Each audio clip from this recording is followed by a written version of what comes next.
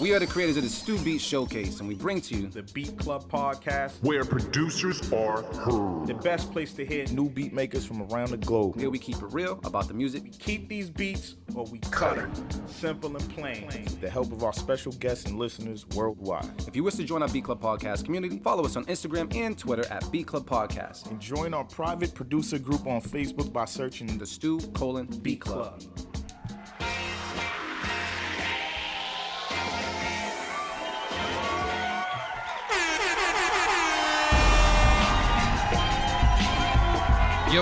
Yo, check 1 2, check 1 2. What it do, everybody? How you doing today? It's your boy D Loops, aka Do It All Loops. I would be here with my bros, but they're on the way, and the other one is a little busy right now, but it's okay because I got a guest in the room, man. I got Royale in the building, man. What's poppin', bro? What's good, man? How you feeling? Oh, man, I'm blessed to be here, brother. I'm happy you're here. It's good to see you. Yes, sir. Yes, sir. It's been a while, man. Yeah, a really long while, man. Really long while, man. AV got me on a new setup, so you might not hear as many gunshots as I normally, pop off on my laptop, but we gonna make some shit work today, man. But yeah, it's a beautiful, beautiful, beautiful Sunday. It's a day before Valentine's Day, so it was only right that I bring an R&B vocalist through.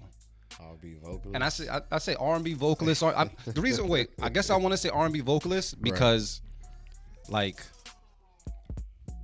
there's people out here that just can't sing. Right.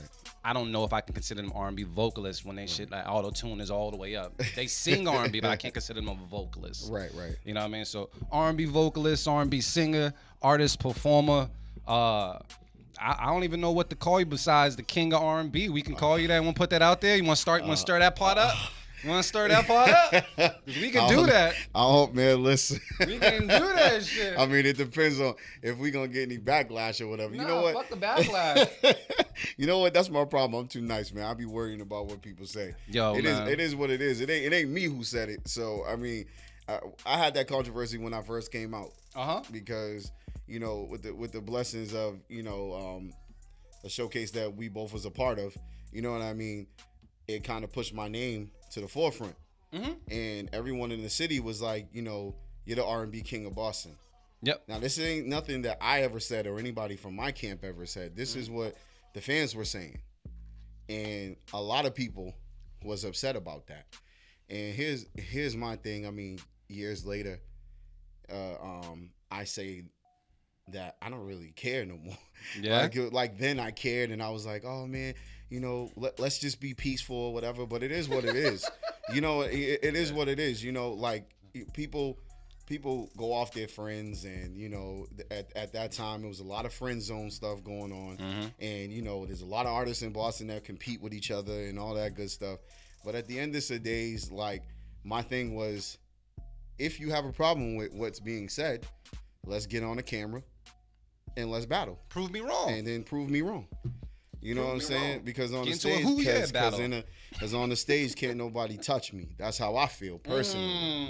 So Talk about it. I mean, that's just what it is. I mean, sometimes I'm too humble. Sometimes I'm just like, it's all good, man. It's but sometimes you gotta let it be known. Like, listen, every artist has that ego. You know what I mean? Yeah. But I'm the type of artist that'll correct your ego if you really. Let's go. I'm just being real, like, yeah, you know what I mean? Because I see, especially on the book, man, I see so many people and it's not just from Boston, it's all over, that have these that just have these egos, man, and I'm like, yo, then I'm excited because I'm like, all right, you pumping it up good, so now let me see you. So I go click on this stuff, and I'm like, okay. Yeah, you're just gassed. Your neighborhood's gassing you or whatever. And it's sad because, again, I'm not that type of person. Yeah. You know what I mean? Like, I salute everyone that does whatever, but for some reason, and I don't know, maybe it's judged upon my talent or whatever, people singers automatically have something against me. Yeah. It's automatically like this. Is it because of the label of like the king of R&B? I guess that did the tone? something to them. Like, I guess that because people are using the word king, you know what I mean? Yeah, So, yeah. That's an offensive word to some people. You know what I mean? Especially certain artists. They get offended. Like, what's this motherfucker talking about? And they, you know, because there's some people out there that think they can sing better than, well, maybe not think they can sing better than you. They might think they have better songs than you. Yeah. They might think they have a better following than you. They might feel like whatever they feel. Yep. But I know when it comes to being on stage, there ain't nothing like me. You know, like, so Talk that talk, Ray. Let me give you an air horn, bro. Let me try this shit out. Let me see. you know what I mean? So like I just feel like people need to really, like, let's bring the artistry back. Like, again, if you feel that way, Yeah. don't get online and do subs. I see a lot of people doing subs and they throw up, they talk all the trash and this and instigate this and talk about this and that, and like, yo, just like do a versus. Yeah. I'm down to do a versus with anybody. You don't need to do that, man. You don't need to do that. Honestly, I hear it. I mean, we can talk about it as well, but I feel like the verses, especially like on if you can talk about local verses, whatever it is, like I don't think that's necessarily needed. You know what I mean? I feel like some people need that though, D. You know why? I feel like if you don't need it, because if anything, just get yourself up, get your weight up. Right. You know what I mean? Get your weight up and show me that way. You know what I mean? Like that's how I feel. Like for me, I'm a student of the game, so I look at everybody, and if I see something that somebody else is doing that I'm not doing, you know what I mean? Because right now, and I'm gonna talk about myself for a second. I'm a, like, you know what I'm saying? I'm not as big as I was before, but I'm a chunky singer, man. You know what I mean? So for me, you know what I mean? So bro, it's like I'm in the gym right now trying to chisel it up, man. So when it gets chisel the chunk, man. I mean, exactly, chisel the chunk. So when you chisel that chunk, it's gonna be worse, man. Yeah. But you know what I'm saying? You gotta know how to have fun with yourself and know your flaws too as well. Yeah. I mean, I wouldn't necessarily say that's a flaw because again, like a lot of women like Gerald Levert's and all that stuff. Yeah, I mean, I heard this, and I'm not necessarily saying I agree or disagree, but I heard six packs are overrated. You know what I mean? I feel like women in the six pack game is overrated, especially when it's cold outside. Yeah. So if you chunky, chubby, if you average, if you ain't got no six pack, I'm fucking with y'all. Shit, my six pack is at the liquor store, bro. Listen, my thing is this. Just for me, I love the whole. I love going to the gym and stuff like that. It does. It's a stress reliever for me. Yeah. And it's just something in my mind that I feel like it's a dad bod. Dad bod, exactly. So I feel like that kind of like pushes me and elevates my game more. Yeah. If that makes sense. Yeah. Because when I get something that I look like, I love when I see a new artist come out and I feel like they got like something with them. Yeah. Because I'm like this. I'm like, all right, I see you. Now watch this. I love that challenge. Like Jay Hunt did that to me on my last record.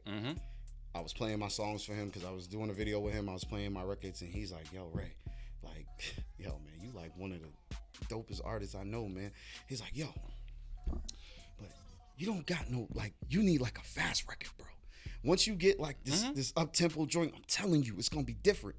And I was like, I was literally we was at a shoot. Yep. So I'm like I'm focused on the shoot, but it took me in a whole nother trance, and I was like, and I did this. I was like, all right.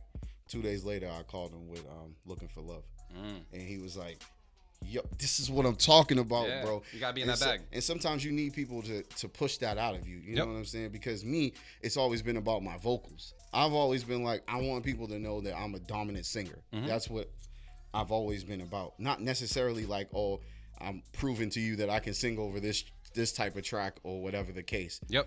So again, for me, it was I like a challenge, if that makes sense. Like I like to be steel, bro. Yeah. I like to spar off, man. That's why I always say, if people have something that they don't like about somebody saying raise the this or raise the that or this or that, let's talk to D. Let's let's put the light on, put the cameras on, and then Make it happen. We'll settle it. You know, I'll give you 3 rounds because the first one you're gonna go out, but we'll give you 2 more chances. Yeah. And I mean, I love the confidence. I love the competition. I love everything about competition. I just don't see something like that happening here and really mattering much.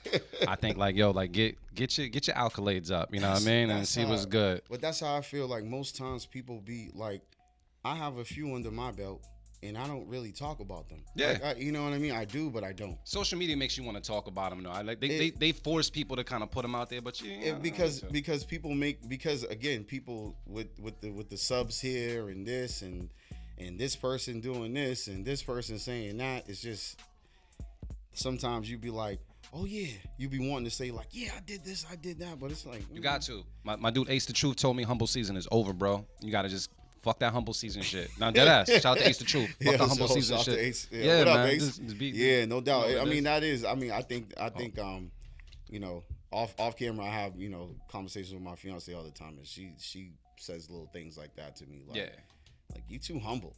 Yeah, fuck that humble shit, Ray. We're not here to be humble. And just real quick, just to answer GQ, I had some Henny White that Marin left behind, man. Me and Ray was toasting up to that with the Henny White in our cup. Let us know in the comments what you're drinking. And I just want to let you guys know, me and Ray, it's been a while since we seen each other, so we're going to be talking a little bit. But I want to let you know right now, we are taking live beat submissions. Do know that there is an R&B singer in my presence, so please save the trash. Yeah, there you go. You know what I'm saying? I want, if you got any baby making belly roll certified R&B bangers, send them shits through right now. The first folder is filled up already. I'm not sure if they're all R&B, but there's definitely some in there. You guys can go to beatclubpodcast.com, click the button, upload those MP3s today, and make sure that they're labeled correctly, and we'll make some shit happen. Ray. Yes, sir. I gotta see about shouting out some people. Hold on one second, man. I usually have Trench with me, but Trench is busy today. Let me go through, man. Shout out to, and I ain't got my gun with me today, so you ain't getting no gunshots today. But shout out to GQ, man. What's popping, bro? What up, GQ? Wheezy Breezy was popping. King Johannes was popping, bro. Yes, sir. Black Flash 07. What's going on with y'all? Wheezy, y'all in there talking. All right, I'm gonna let y'all continue talking and see what's good, man. Talking about the dad bod and shit. But yeah, I'm gonna let y'all continue talking and see what's good. We got shout out to the resubs and everything we got going on. Good shit. But yeah, so beatclubpodcast.com is where you can go for that. Now, Ray, I got a question to ask you. Yes, before we get into the actual beats, you sent me 3 songs. Yes, sir. Now, we didn't talk all that shit. This is someone's first time hearing one of your songs. I need a song that you sent me to play to back up the shit we just talked. To back up what did I send you? You sent me Looking for Love. You sent me Hits Different. And then I'm Back. I'm back. All right, so this is what we gonna do right now. Now wait, is this the joint that That's you? Oh, then we got to segue into it then. So this joint right here is the joint you dropping tomorrow? Yes, sir. That's the new single. And R&B, it's Valentine's Day, Day, it's love, you know? That whole thing, yeah. Well, the other side of love, the other side of love that we don't really talk about much. Okay. We're going to take a listen to this right now. I'm Back by Ray Royale. We're going to take a listen to it. Make sure you follow him on social media. It's Ray Royale 617. That's what it is. So let us know how you feel about the music in the comments. Let's get it. Let's go. Let's go. Hello. Well, what's going on? I just called because I miss you. You miss me? Yeah. How you miss me? What you mean? I was with you. You wasn't really going with me like that. Why you want to talk you're now? in a new situation. Yeah, I am in a new situation. All right, but you don't need that. You can come back to me. Nah, I can't with you like that. All right. Yeah, I'm Well, not. enjoy your new situation. Thank you. Yeah. You. All right, bitch. Been a couple months since you left. You think I give a that you left? Girl, you tried to talk down like I wasn't. So I had to move on so I could receive my blessing. I'm in a new situation, one that's better for me. Oh, girl, she hold me down. Now I'm a new version of me. I'm back to being me. I'm back to being me. I'm back. Can't nobody stop me. I'm back. I'm back to being me. I'm back. Oh, baby. Now you thinking to yourself, you fucked up. Now there's another girl and that's fucked up. Wondering if I really love her, or if I'm settling and fronting for social media. I'm in a new situation. One that's better for me. Oh, baby. She holds me down. Now I'm a new version of me. I'm back to being me. I'm back. I'm back to being. I'm back. Can't nobody stop me. I'm back to being me. I'm back. Oh, yeah. I don't need your love no more. I don't need your love, 'cause I found a better love. I don't need your love no more. 'Cause I found a better love. Had to go find me somebody to be on my body, to be up on top of me. You was my roadie, what happened to rock for me, stop for me. You went and switched the sides on me, up and lied to me while you just lied on me. I'm out here looking stupid, had me looking goofy. Now I'm swiftly moving through these just 'cause you don't need it, so it's fucked up. My trust is good riddance, gotta get back to my pay. All the love, I'm back on my game, I'm back to my ways. Like I had to fit it in braids, yeah. I'm back. I'm back to be again. I'm back. Can't nobody stop me. I'm back. All right, B Club, you heard it. Yeah. I'm back, yeah. That's when that Henny White hits your system. You see what it is, man. Shout out to Royale, man, for that joint right there. I'm back. It's dropping tomorrow. Where's it dropping, though? All platforms, man. There you go. All platforms. All platforms? All platforms. You tell them to stream it or you tell them to buy that joint? No, we buying that joint, man. we ain't giving that away for free. There you go. There you go. That's what's up right there. Appreciate that. You got to keep it, man. So it's Ray Royale. Once again, make sure you follow him on all social media platforms. Definitely Instagram at RayRoyale617. Yes, sir. He's been putting in that work for quite some time, and he came here to bless us on the B Club podcast. But Ray, man, I think it's time to get into some beats, man. Yes, I'm ready for that. You know what I mean? I just wanted people to kind of hear, we done talked our shit. I know. We done proved our shit. Right. Now it's up to you guys to prove your shit today. Like, you know the caliber of artists that I have in the studio right now. So feel free to send in those beats right now at bclubpodcast.com to make that shit happen. We're working on the EP right now, y'all. So I need some joints. I need that. I'm gonna keep it a buck, man. I need 3 joints with you, right? I need 3. 3? I need 3 joints with you. 3. Yo, you need to just start playing and just like executive produce the whole thing, man. Nah, I just need 3. This is like start playing. I just need 3. All right, take 5. Take 5. Take 5. Take 5. They gotta be over my beats though. Take 5, and I got 5 already. You got 5 already? Mm-hmm. All right. I have to listen to the 5. No. You coming? I don't want you to listen to it. Oh shit! All right. No, so they bang. I want you to come your way. Nah, I because then what happens is when you hear what somebody already got, it's kind of like you kind of be like, all right, no, I want you to be like, yeah, this is what I think. See, I'm big on cohesiveness. So like, I'll listen to some shit and I'll be like, this is what he needs. I'm back. I'm back gives you that vibe. That's where we're at. It's the redemption of coming from a messed up situation and not talking about the messed up situation. You know what I'm saying? It's talking about what happens after that. Yeah. So finding love, all that good stuff. And shout out to, I've never heard someone say congratulations on your new situation so sarcastic. You know what I mean? I've never heard of that. Congratulations on your new situation, motherfucker. That shit crazy, man. That shit crazy. Oh, shit. King Johannes, man, I seen that you sent something, and I seen another one coming in as well, so I'll download that and add that to that folder. Thank you so much for sending in that beat. Yes. Appreciate you, man. But I guess it's time to get into it, so we're going to get ready to listen to these beats and see what's good with Ray Royale. Let's get it. Let's go. Let me see. All right. I think this is it right here. We'll do it live. Fuck it.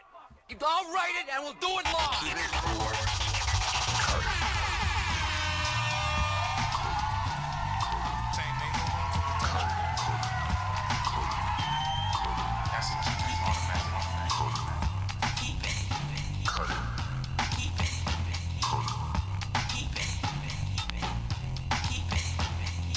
What we do each and every Sunday at the Beat Club Podcast, we have a place called thebeatclubpodcast.com where producers can go and upload their beats. But all 2022, we're taking all of our beats live. So if you couldn't send in your beats the past 6 days, you can upload your beats right now, and there is a good chance that will be played right now for me, Ray, and when Mark Maron shows up. Mark, I know you're on your way, bro. So yeah, send them in. We got one more folder to populate and make this shit great. But first folder is filled. So for everybody that doesn't know, the goal is we're trying to make it to 8 Keep It's with Ray Royale. If we make it to 8 Keep It's, we're making a beat tape live on air, which Ray will have to name. And Ray was already debriefed on the fact that we're not letting any trash slide today. None. And we're keeping it 110% with the feedback. No doubt. All right, so I want to let you guys know this is where this is coming from. So send in those beats, beatclubpodcast.com, and we'll make that shit work. And so... look at this. Shout out to Mark Maron for not being here but still sending in beats for today's show. Oh, that's dope. Maron be doing that. Yeah, Maron's been on this 2 for 2 shit. Like he's been sending 2 beats every week. That's dope. But I see you in the folder, Maron, but I'm gonna skip you real quick because Maron's he's undefeated for this year. He's got nothing but keep its. So we're gonna go. Our first beat is from the Wanginator. What up, brah? Joint called Humble Beginnings. So we're going to take a listen to this right now on the Beat Club Podcast. Keep it or cut it. Let's get it. Let's go.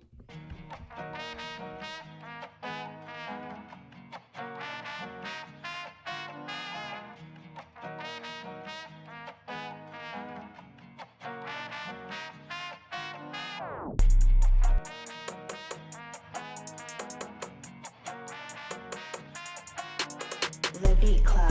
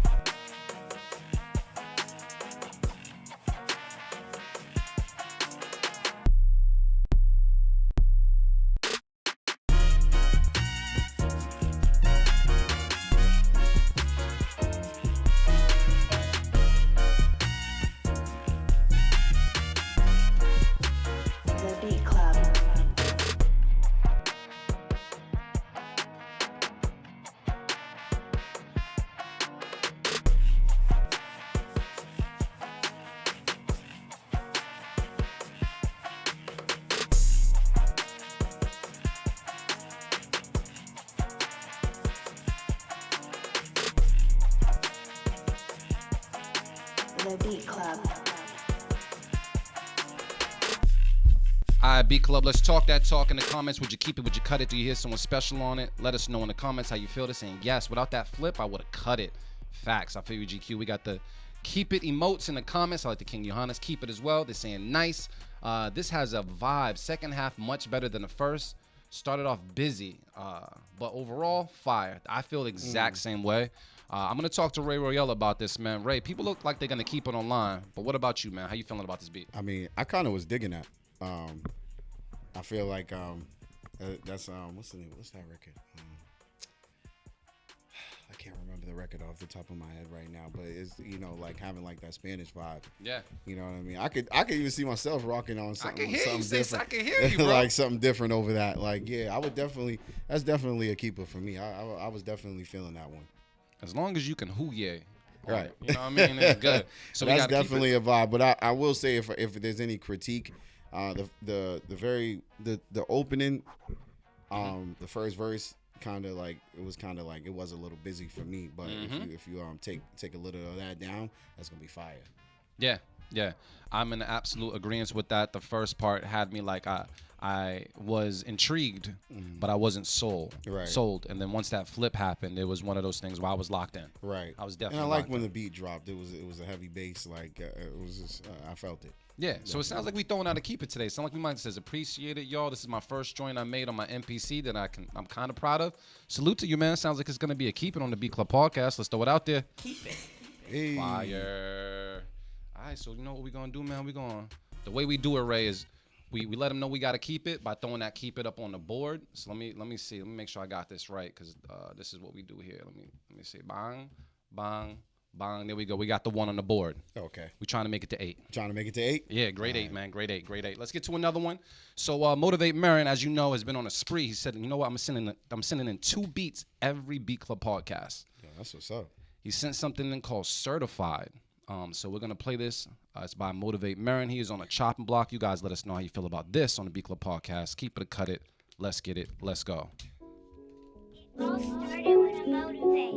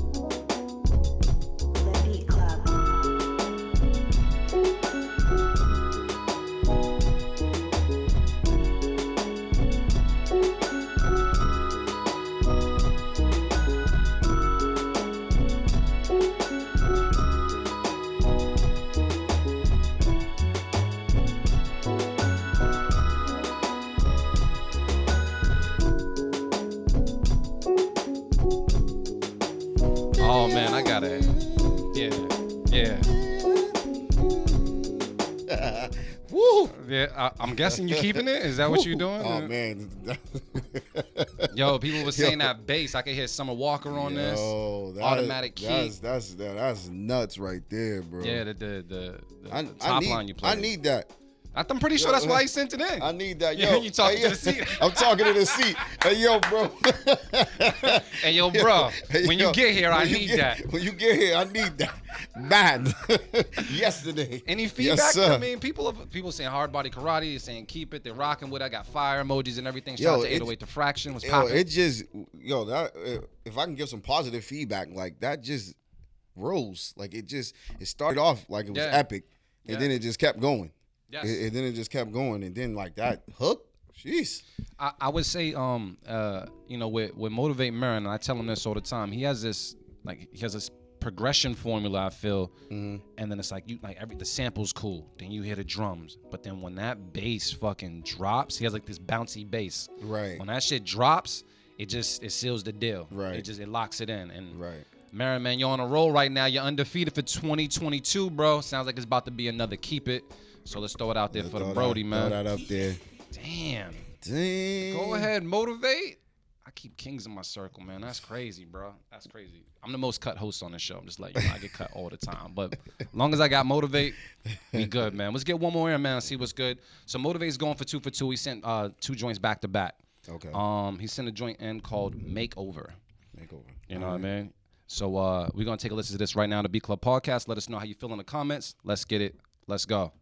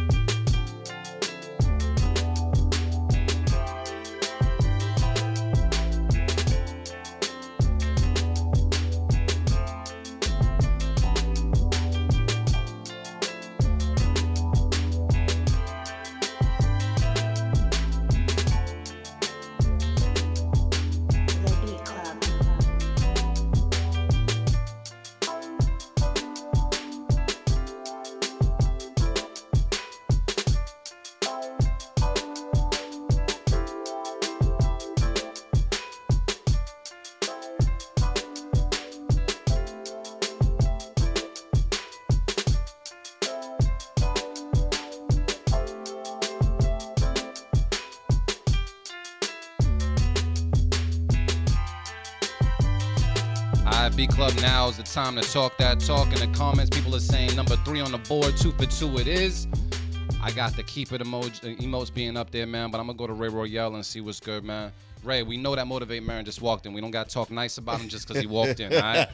Once we can close the door and see what's good. How come I never get the memo, bro? Y'all both on your army fatigue shit? I was gonna wear my army fatigue jacket today and everything. That's good, bro. Damn, man. I'm chilling. Motivate Marin, man, you came in just enough time, as you heard. Keep that shit, man. Marin's keeping it, but, you know, it is what it is. But we're going to go to Ray Royale, man. Now that he's here, you saying how much you dislike that beat. That's what you were saying last time, right? I know. That was just like, wasn't even feeling it. Yo, whoo, preach. Much love and respect, man. Definitely. I need that first one, though. Yeah, he want that certified. Oh, word. That certified was killer, bro. Whew. That certified. But this one right here is crazy. Like, we'll talk off. Hey man, yeah. did He didn't do the obligatory intro? No, I'll do it. Make him do it before his next song, though. Right, we gotta do it, I gotta see if I can get some reverb on this shit. Long, man. I might have to have him do that and remix the B Club podcast drop. But yeah, so Ray's keeping it. Yo, I'm keeping that, man. That's crazy. Just the like I said, I love the way your beats just go. They progress. Like they progress. It's like this is like a smooth plane taking off, man. And then it's like, whew, Jesus. Appreciate that, definitely needs. It has that like hip hop soul to it, man. Like people don't know about that. Yeah. I'll say out of the beat, I felt as though I knocked out the Henny White, bro. So if that's what you're looking for, it's not there. So we gotta get either some mixers or we gotta. I left a little shot in there for you. And the Johnny Walker Blue is gone too. I fucked that up. I don't know if there's any more Jameson left. We've been drinking a lot. Yeah, we gotta re-up. So I would say out of the whole beat, my least favorite thing was the keys. I felt as though like the keys, either if you leave them treated the way you have them, I kind of want them to come last as far as the progression. I feel like the strings or whatever you added should have came before the keys. Just because like the keys is like a repetitive loop. I wish like the keys would have had some progression to it, or the strings came in later and the keys probably was like the pre-chorus or hook to the song. But once again, so you know what I'll do? I didn't tell you about this, Ray, but if there's a beat that you don't really want to cut and you don't really want to keep, we have one safe keep it, and I'm throwing a safe keep it out there for Marin's beat. Safe keep it. Ray Royale said keep it. Marin's obviously gonna keep it. And it says, I wish there was more to the beat. Reverb. Okay, yeah. It just need some vocals. It needs some Ray Royale vocals. That's it. So you heard Motivate. So that's what? I guess we're keeping it. We're going to 3 on the board. So you know what it is. Let's throw it out there. Keep it. Bong, man. We in here, man. Let me throw 3 that 3 up on the already. board. Jeez. Yeah, man. You know, that's two for Motivate. I'm just saying, Motivate's on a run right now, man. It's you keep this up, bro. You're gonna have. I can't do math right now. What is that? 26 keep its by the end of the year. Let's do it. That shit crazy. I think you can do it. Where's Trench? Trench he's busy right now. Okay. He busy, but you know, I always got to check in with the bros. Motivate, man. How you doing today? I'm good, man. You chilling? Yeah, I'm good. You got some fancy shit in that cup. And the last time you had like some sea breeze, sea moss with mint leaves and some tea. Just some regular tea. All right. Just checking. I'm good though. I'm good, man. It was a busy weekend, but I'm good. I made it, man. I'm happy to be here, man. It's good to see Ray too, man. Yeah, man. It's been years, bro. Wow. It's been a really, talking about before the pandemic, like I hadn't seen him in a couple years. So yeah, it's good. Man. So what have you been up to this whole time, man? I mean, obviously staying busy. I know that you also you know, you went through a hard time, as certain people have, just with personal shit. Yeah. And then that bounce back, that rebound, when it comes to coming back into the music game. Like, since that's happened, that rebound, what have you been up to that we really need to lock in on? Like, is Ray Royale working right now? Yeah, well, I would say that it's artist development time right now. So So like, you know, like my single said, I'm back, you know, basically. So I'm letting people know that I'm here. Yeah. And again, I've always had one thing about me is the last time you see me, the next time you see me, I'm gonna be better than what you seen that time. Yep. So right now, I'm just building the blocks for what's about to happen. So my new project is gonna be called The Book of Ray. Like the Book of Eli? Yeah.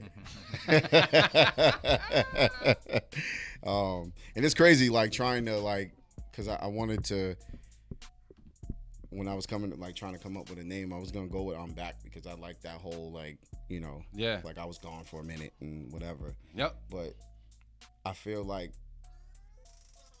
what's happened to me from a little bit before the pandemic happened all the way till now was a lot of traumatic situations. Mm-hmm. So it's a lot to talk about. You know what I'm saying? You go through the motions like, I had a fire, lost all my shit, everything.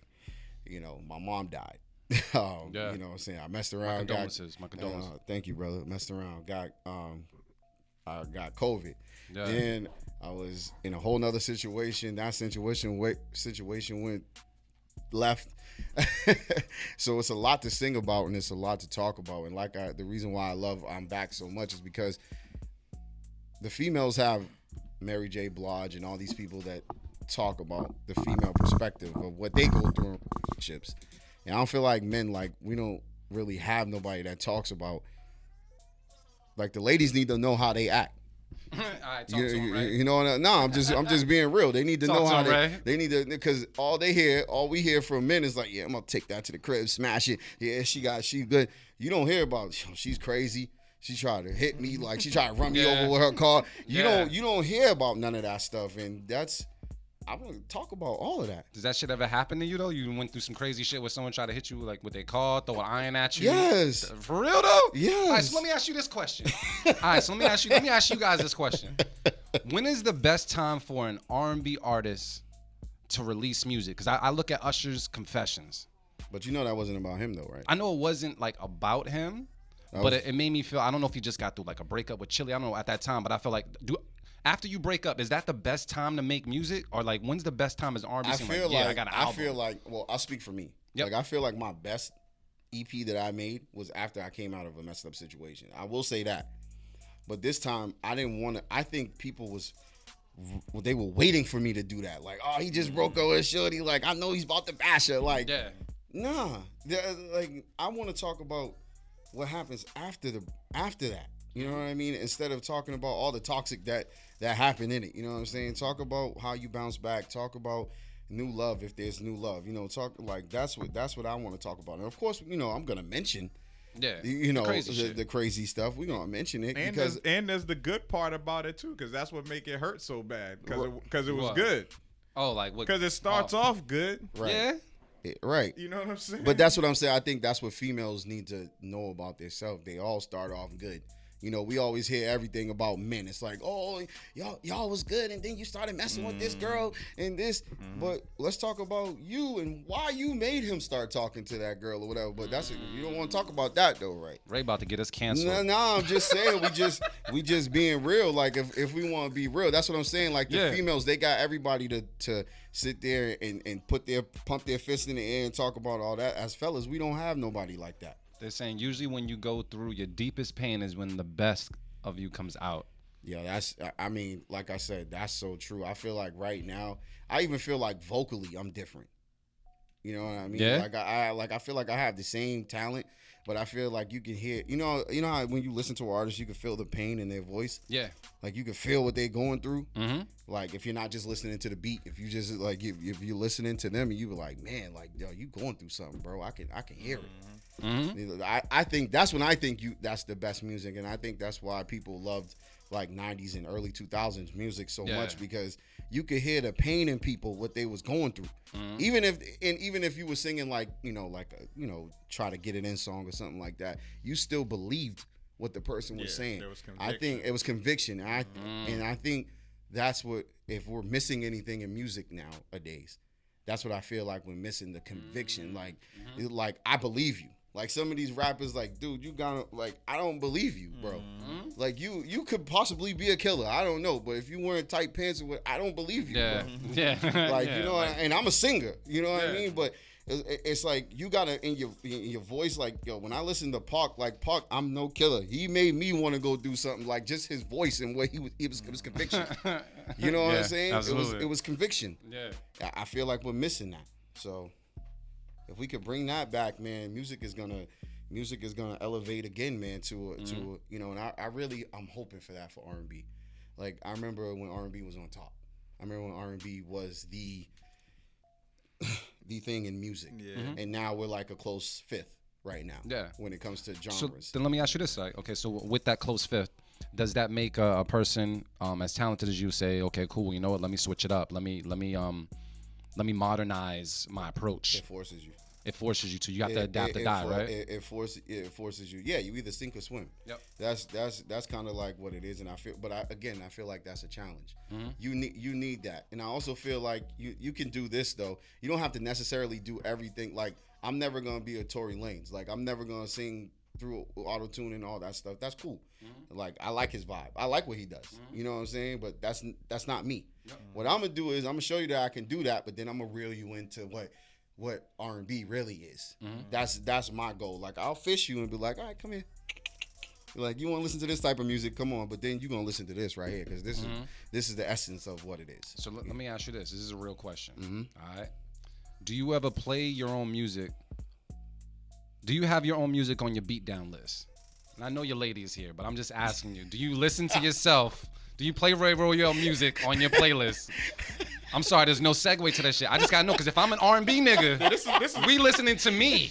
Yeah. Yeah, so I ain't gotta say shit in the bedroom, because Ray's already talking. Like, so I'm asking you, is that, are you on your own playlist when it's time for things to go down? Oh, she answered the question. I mean, she said, yes. I mean, you know, shout out to she said, how you think he got me? Shout out to my lady. She reminds me all the time of like, yeah, you're Ray Royale. Like she's like, if I'm not, we could be in the crib chilling, and she's like, yo, put some music on, and I go to put on like Chris Brown or something. She's like, no, I don't have to listen to Chris Brown. I got you. Oh shit! That's what you need. Yeah, son. That's what you need. I was just checking because it's. I think that's fine though. Yeah, I think you would. Yeah, you would definitely have to. Yeah, bro. Come on. But a lot of my, especially me, where a lot of my songs are like catered to that. That's type what I'm saying. Yeah. But I'm saying, especially as like a single man, if America as a single man, she gonna be like, wait, what was that? Who was that? Last night was great, but whose song was that? Oh yeah, that was me. Yeah, I mean, it's so funny because when I put my single "Ready" out, people was like, "Yo, I just made a baby to that." You know, they was like, they was like being funny, but it was like, you know what I mean? It was just one of those records that just had people like in the mood, and even like what was crazy when I was performing it. People are in the mood. Like you look around, you look around, and people was like, "I'm about to go home and, oh Lord." Yeah. But Ray was the alley. Yeah, I mean, I miss that. Like like I DJ a lot more now, and like I still do like slow jam segments, right? Which is like a missing art in DJing. Like DJs don't like now. There's like a bunch of R&B parties. Now the R&B party thing is trendy, which is dope. Right. I like it, but now there's just like an overload of them now. But all these R&B parties, cool. But in the midst of everything that you're doing, if you're playing a majority hip hop set, open format. At the end of the night, bro, you're supposed to get an alley-oop, fam. Yes. You're supposed to give the alley-oop. Like the last 30 minutes is supposed to be so that way everybody leaves calm. You know what I'm saying? You don't have people leaving on some ratchet shit. Yeah. Like I do it, and I get like a crazy response when I do it, bro. Like people be like, "Oh shit!" Like I miss that. I'm like, that's how I grew up. Like at the end of the night, the last 30 minutes is the slow. We're gonna get all the slow. There you go. Yeah, that's so dope. You're gonna find that girl you was looking at the whole night. The whole entire night you wanted to get at it. Now is your chance to get at it. That's what you're supposed to do. I think that's fire. It's a missing art, man. I think that's fire. And I used to say this on when I was on stage all the time. I would be like, listen, I'm setting you up, player. Yeah. Don't get mad at me. Like, don't be up there like, this dude singing. Like, yo, bro, look. There you go. It's for you to dunk it at this point. That's it. You're supposed to walk up on her and say, "Baby, if I could sing, I would say that same shit." I wrote that song he's singing for you. For real. You better be like Choir Boy, man. You better download it on iTunes and lip it. Like, make that shit happen.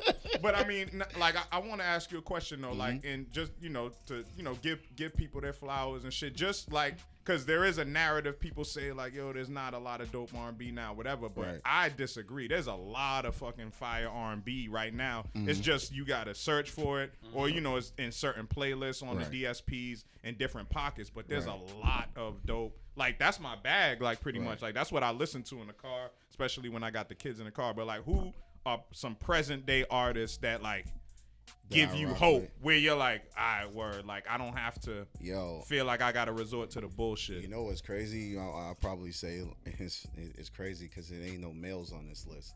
I would agree with It's that. all females for me. I'm really rocking with her right now. Yeah, her is incredible. She's dope. Jasmine Sullivan, of course. Oh, Like, Jazzy. yo, she's I love Jazzy. she's man. sick. I like Summer Walker too. I like Summer her. Walker I like crazy, her a lot. but I love her. Yeah. yeah. Yeah, man. I mean, that's kind of like who I listen to when Okay. I'm not. You know what I'm saying? Like I listen to their records. That gives me the hope. Like, oh, okay, people still like real R&B. Yeah. You know what I mean? Like it's. I'm like, people still love it. Okay, this is gonna be good. You just gotta get it, get it out there or whatever. Yeah. But I feel like people like R&B people think they gotta rap now. That's the problem. Or think it like the formula has always been you go over a hip hop beat like Marin just did, and you sing sweet over it. Yeah. You don't have to. It's not the reverse. It's not like you know what I mean. Like you don't have to be trying to be like you're not Drake. You know what I mean? Exactly, but that's Like, what I was gonna say. The rappers diluted that because like they're Right. doing melodic shit now. So Right. so that's what's making singers say feel- like, damn, I don't even have to sing. But that's the you know what I'm problem. saying? Like- That's the problem. You do Yeah. because you sing.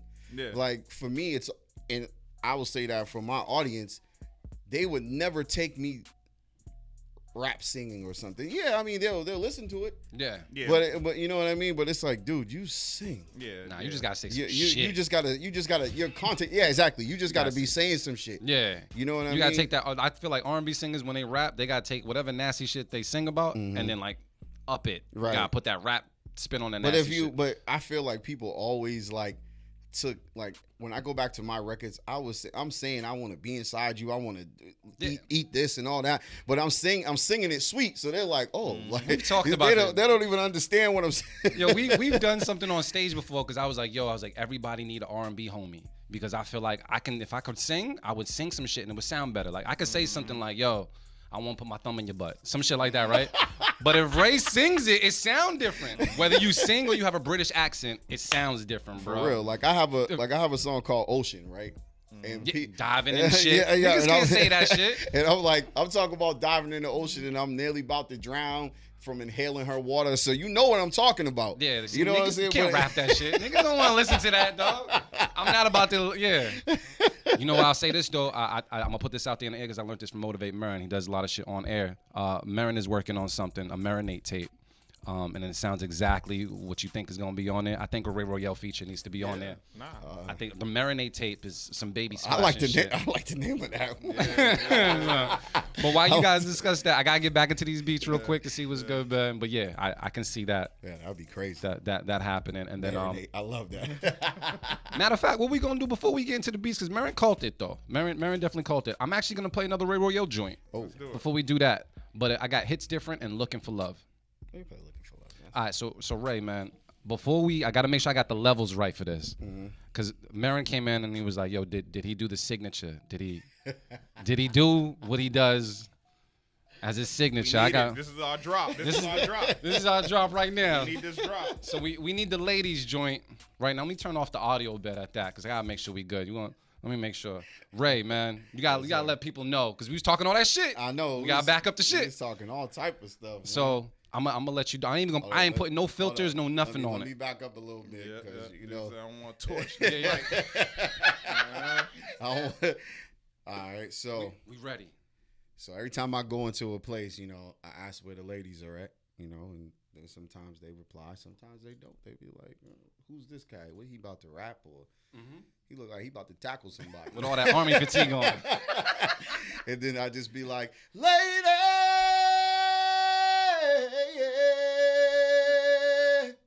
do you mind if I sing for you right now?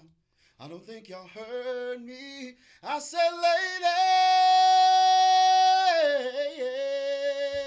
lady, do you mind if I sing for you right now?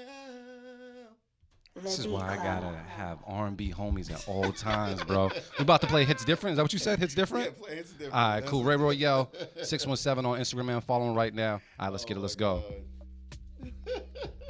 Legend.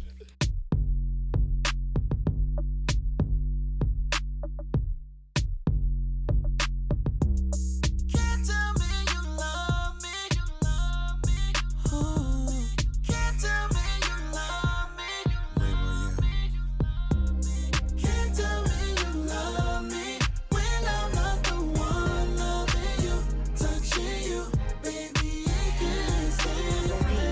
Can't tell me you love me when I'm not the one loving you, touching you, baby. It's different.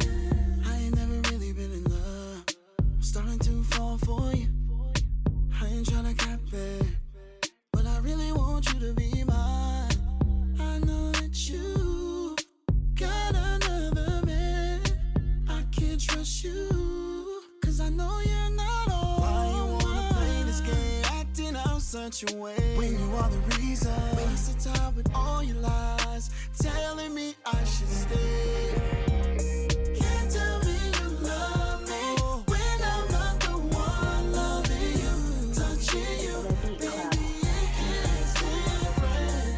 Can't tell me you love me when I'm not the one loving you, touching you, baby. It's different. It ain't secret you got a man. Tell me, can I really trust you? It always feels like you're running game. Can I really trust you? You say that you want me.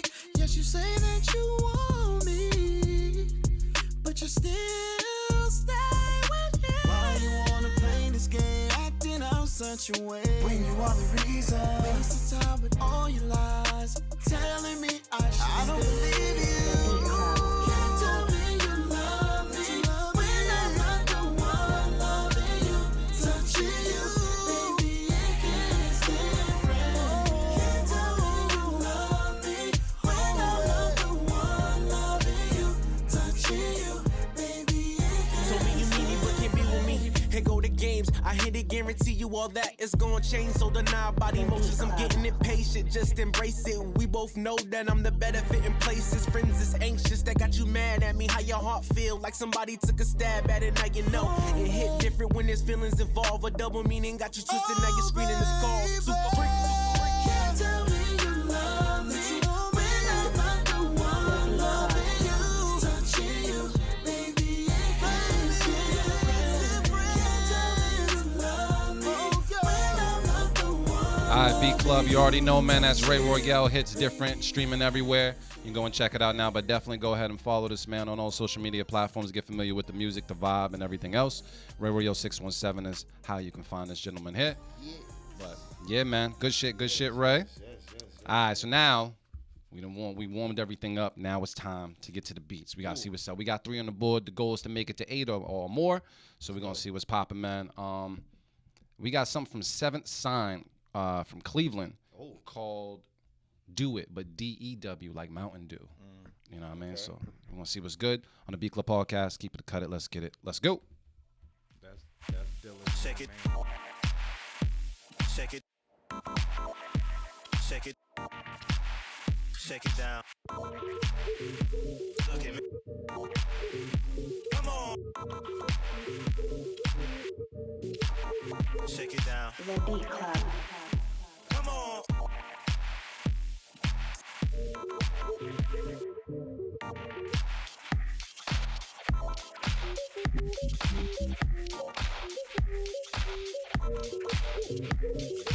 Shouldn't give me rain. All over the whole building. Killing the Beat Club. the whole deal with it. So ill with it. While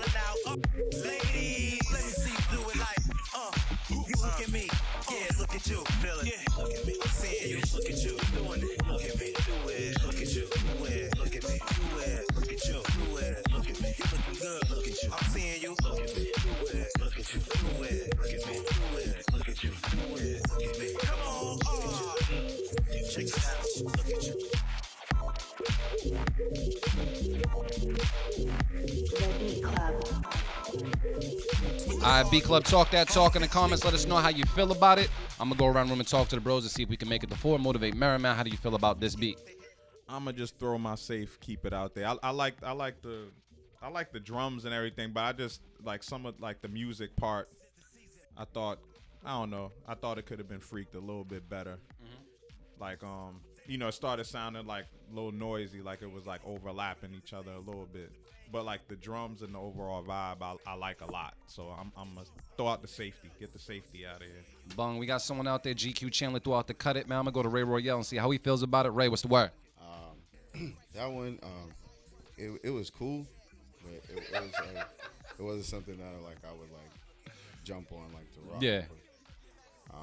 But I mean, I did read in the comments a person said it's like a backyard vibe or something like that. Yeah, it was something like that. But I mean, I guess it's all about what you made the beat for, like who are you catering it to? You catering it to do a record or just like an instrumental or something. It definitely sounds like a beat, like an instrumental. Yeah, for sure. So so in that regard, then I mean, but if you're trying to make a song to it, no. So, I mean, we got to decide if you're going to keep this joint or you're going to cut it. No, if you keep it, it's going on the beat tape. No. This is, so you cutting it? Yeah. So we have to hear you say cut it, though. Cut it. All right. That first cut, it's the hardest one to get out, man. I felt like there was definitely some vibes there. It did get a little noisy at times. I do definitely agree with what Motivate Marin had said. But it was definitely a vibe. I did throw out my safe keep because that's what I would have gave it. But because I ran out of those, I'm going to have to cut it. So I said cut it, a safe keep it, and a cut it. So that equates to a cut it. So we got to throw it out there. But you already know, don't get in your feelings, get in your bag, and send something else. We definitely do appreciate it. Cut it. Nah, the joint was funky, though. Yeah, definitely was. Definitely was. And I just found out that was Dilla's middle name. I didn't know. Yeah. But you said just do it? Yeah, do it. That's a fire middle name. Do it. Do it? I'd probably pronounce more like do it. That's a fire middle name. Shout out to that, man. James Do It Yancey, the legend, Jay Dilla. Rest in peace, man. Bong, air horn for that one. All right, let's get another one in there, man. We got something from Algorithm in C called Metaphysical. I feel like I've heard this one before. I heard the name, but we're going to see what's good. Take a listen to right now on the B Club Podcast. Keep it, cut it, let's get it. Let's go.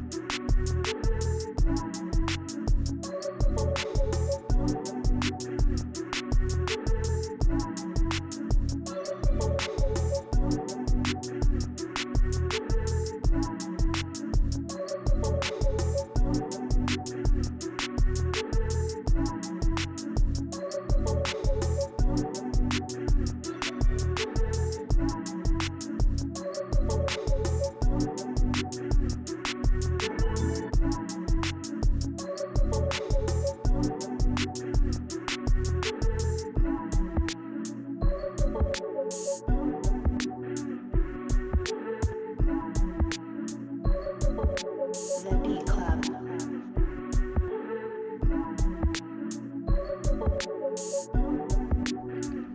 B Club, talk that talk in the comments. Let us know how you feel about it. Would you keep it? Would you cut it? I'm gonna go to Ray Royale first, man. See how he feels about this one. Is this one making the beat tape? What's the word? I think that would make the cut, man. I could do something with that. You could? Yeah, I could definitely do something. Word? So you gonna keep it? Yeah, I'm gonna keep that. All right, shoot. Motivate Merriman, how you feeling?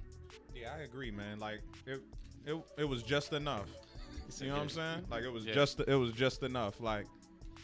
Wait. Motivate. I can hear a few tweaks here and there, but like it was. I don't know if you drink a Bacardi. Well, I'm sorry, I didn't mean to cut you off, but it was just drink enough. responsibly, right?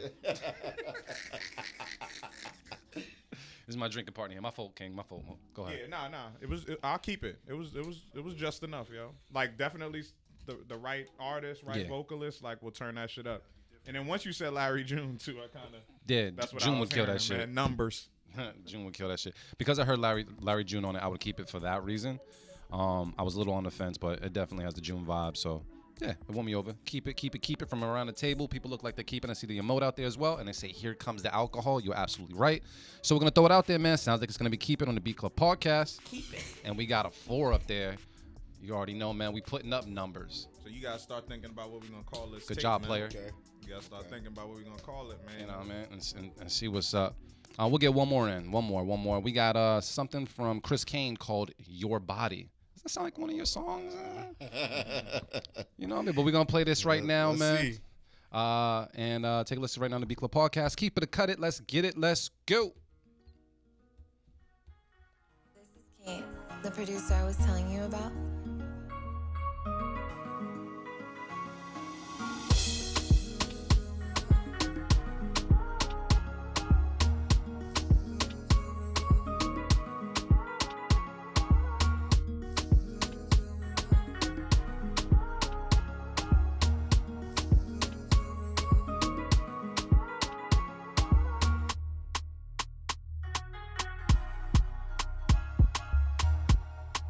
The Beat Club.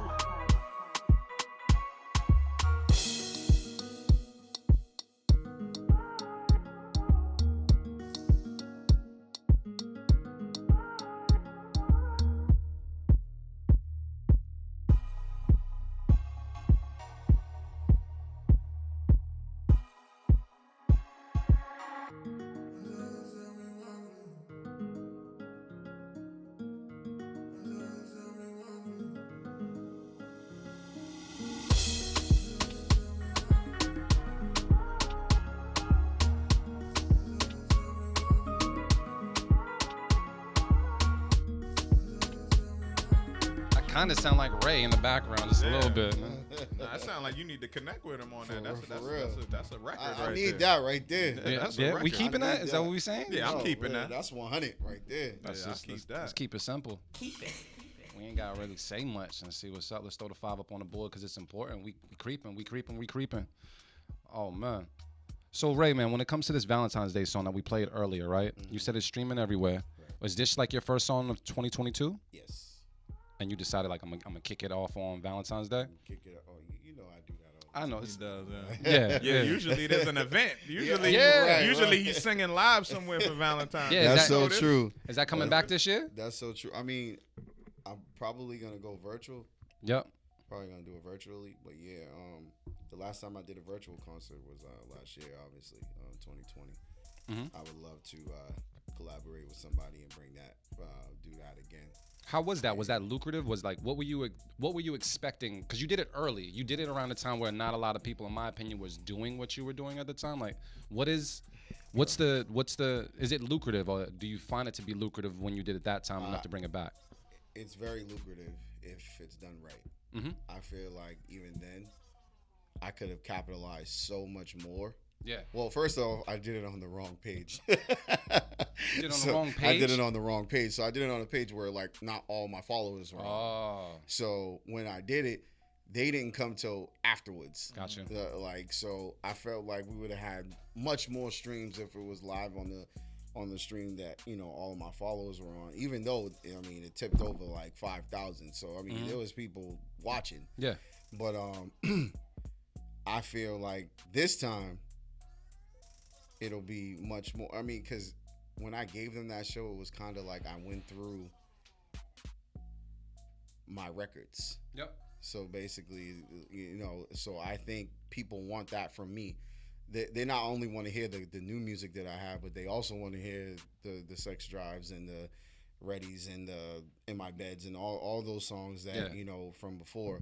So it's definitely a dope vibe. You know, I had a DJ there. Like it was just dope. Like, and it was just me, where I think a lot of my fan base, they were always not satisfied with the fact that I always had people around me, and just was like, yo, you need to do something like just by yourself. Like, so that's the feedback you got? Yeah. So when it was just about me, they were so much attracted to that. They, you know, I was getting feedback like I had like female dancers and all this, like, because you feel like you need all of that, right? Yeah. And they were like, yo, the next time we just want to see you just sing. Just but wait, sing. isn't the female dancers like for the performance factor and also for the guys that I might? guess it depends too. Like if you on a big ass stage, like if you're doing some stadium type. Yeah. But sometimes people just like want to see you. Yeah. They feel like other things are distractions. You know what I mean? Like, if that makes sense. They feel like sometimes they feel like, oh, you had that girl grinding all on you. Like, I was trying to listen to what you were saying. Like, you know what I mean? You can listen. I'm gonna get this grind though. Right. But I thought that was dope too. Like, and you know, because I always got that feedback. Because again, I like to get feedback from my supporters. Like when I do a video, they will always be like, yo,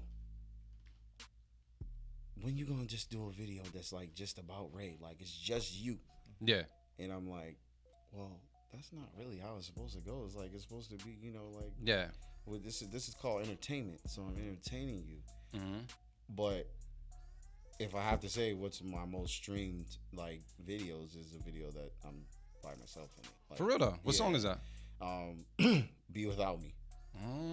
Be Without You, and it's only you in the video, and like so, which I'm really like just by myself. Yep. And so like, and what people like, if I went and post, like I do this randomly, like I'll post my old videos, like, and just because I want to see like people's reaction to it still. Yeah.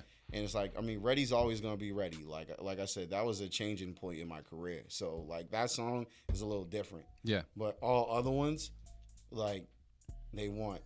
Even when I did a cover, when I did Sam Smith, you know, you must think that I'm stupid. People was all over that, all over that. And again, it was just that I shot that video in like 3 hours. You know what I mean? So let me ask you this question, because we kind of makes sense though. What? Like now that I think about it, when you think about like the viral videos for vocalists these days, it's pretty much just them singing, like people, you know what I'm saying, like that's true. I never really thought about that. I guess this out, like, you know, the classic R&B video with the female lead and all of that shit you don't necessarily need it unless you have to tell a story, right? Yeah. Right. They want you, even if you're telling a story. I guess it's more like you should always be the main focus. You know what I mean? Yeah. And I know sometimes videographers would try to make the woman stand out, you know, because they think that's what's drawing people in. When it's really not. Yeah. That's supposed to just be a, you know what I mean? That's it's supposed to just an accent to what's going. It's a complimentary. Yeah, it's a compliment. You know what I mean? But sometimes they push it to the front. But for me, I've always had control of my videos. Like people don't know that I wrote all of those treatments. I could always tell though. You could tell. I could tell because Ray usually gets the girl. but just he usually gets the girl. But just the whole aesthetic, like, you know what I'm saying? I think like that's like what I always respected about your craft is that you have like a certain aesthetic and look and feel that's consistent across the board. Like, so it doesn't even matter like what era we're in, right? Like it's that's Ray Royale. Like, you know what I'm saying? Like even down to the look, like everything. It's like it's a timeless thing. Like it's just like, wow, that's classic gentleman. Wow, that's R&B. Like, you know what I'm saying? Like across the board. That's crazy to hear something like that. And I appreciate you for saying that, brother. No, like real respect, because there's times where as an artist, you trying to like find yourself. Yeah. And I feel like those early days when I first came out, I was so much in a hunt for who I was. Like, so when I'm putting records out, there were records that were good, but it wasn't like, I didn't feel like it was me. I didn't feel like it was until I did the Ready EP. That's when I felt like I was ready to like be in the music industry. That's when I felt like I was like, okay, I felt like I found my voice. I found like just, you know what I'm saying? And I was doing records I was doing classic R&B music, but I was also doing songs that people could relate to today. Exactly. You know what I mean? So that's. But I understand that. I understand. I think I understand why, and you can correct me if I'm wrong. Because like you got in the music industry young, right? So it's easy to be jaded. Like you had a certain like, you know, even what you thought at the time, right? A certain level of success, right? Like. And you can expound on this too, like let people know your journey. Like you signed a record contract when you were young. You know, you were catapulted. You were on major tours and doing this, and a lot of that shit too. You're being told what to do too during that experience. You have a little bit of say, but you kind of have to fall into the industry box and do what the fuck you told, and then you're experiencing success, and then you're young. Right. You're not even you're a kid, and, right? And that's, so then to grow up and be on your own, you got to figure that shit out. I felt like that was like the that was fire for bringing that up, because people don't understand that. That is the hardest part of this whole thing, because I did start young. I was 15 when I started. I got signed when I was 18. So what'd you get signed to? Who'd you get signed to? Interscope Records. Gotcha. We were signed to A&M Interscope Records. Brian Fair. Your group? Yes. And what's the name of your group as well? We were called first we were called 617. Then we changed our name to Metro City. And that was the best experience of my life, and I'll tell you why. It wasn't necessarily the best time in my life, but I would say I learned so much as of who I became as a man, because there's so many things, like the music industry will turn best friends against each other. The music industry will, if you are not a real person yourself, you'll become fake. Because everything is so fabricated, and everything is, and like you said, basically you're a puppet. Basically you're told what to do. You know, y'all gonna sing this song. Here's the producer. You know what I'm saying? So when people are talking about, I worked with everybody, the Kanye's, like I sat across from all these dudes. I sat across, just like I'm talking to you. I had a conversation with Justin Timberlake for an hour, me and him kicking it just about life. Yeah. And just like the jewels that he dropped to me lets me know what type of person he was. Yeah. You know what I'm saying? Because most, like, what I try to do is I try to give people who's under me, I try to give them the jewels, because I went through that. I went through the whole being in a group, and being in a group, if people think it's easy, is hard, because it's just like being in a relationship when two of y'all are trying to come together and y'all are trying to find a common balance, because y'all are both different people. So imagine that times 4 or times 5. Yeah. And then egos, and then the biggest point, if you're a male group, women, because women, they not just gonna mess with Ray. They're going to mess with Ray. Then they want Jay. Then they want Tay. Then they want... They'll go all around you. Damn, I need my name to rhyme with Ray. You know what I mean? Like, and so if you're not strong... Yeah. You could get lost. I remember, man, I was 18, 19, being in a strip club with like 5,000 in my 10,000 in my pocket. And I'm holding on to it though. I'm like, yo, I'm about to take this girl's mind. I ain't spending no money on her. Like, you know what I mean? But sometimes it would be like, you also, and you looking at your partner and you like, yo, bro, you forgetting about what we came here for. You know what I mean? Like this, like these women, this ain't what we came here for. We came here to win. It's about the music. And once you stop forgetting about that, that's when you start to lose yourself. And that's what kind of like happened with my group. It was kind of like we all outgrew each other. And if people want to know, I was the person who left the group. And I left the group because I felt like we was driving around the same block. I mean, if you can catch that analogy. I felt like I was just driving around the corner every day. And, you know, there was people that was pulling multiple people in the group different ways. You know, you have your family members or your girl or whoever like, oh, you're better than them. You the lead singer. You this. You need to do that. And if you ain't strong, you're gonna fall to that. You're gonna start to believe that, and that's what happened. And then your ego plays a good part, because most times the ego comes from what? Your insecurities. That's where your ego comes from. You know what I'm saying? The things that you're self-conscious about. So if females are making you feel good because you got a little money and you can drive them in a car and do all this, but you're not remembering when you didn't have none of that stuff, was those females still around? No. Was they chasing? Oh yeah, when we was on Keisha Cole's I Changed My Mind video, you know how many calls I got from girls, ex-girlfriends, the girl who was on the corner, she found my number somehow, like, oh, you know what I mean? Like it like that. And if you're not strong, that will break you, man. And transitioning from a group to a solo artist, my God, when you don't know, like, I'm gonna be honest with y'all. I laid in the bed 8 months, y'all, depressed, because all I knew, I was in a 10-year, basically you could say like a relationship. Yeah, it is. And like, you know what I'm saying, in a group, and that's all I knew. Mm-hmm. And then one day I was like, yo, like I gotta cement who I am. Mm-hmm.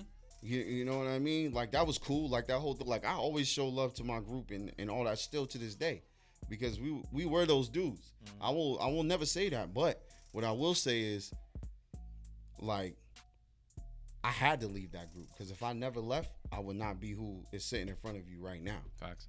You know what I'm saying? So for that's me, all part of the journey. for me, it's all part of the journey, and it's a blessing.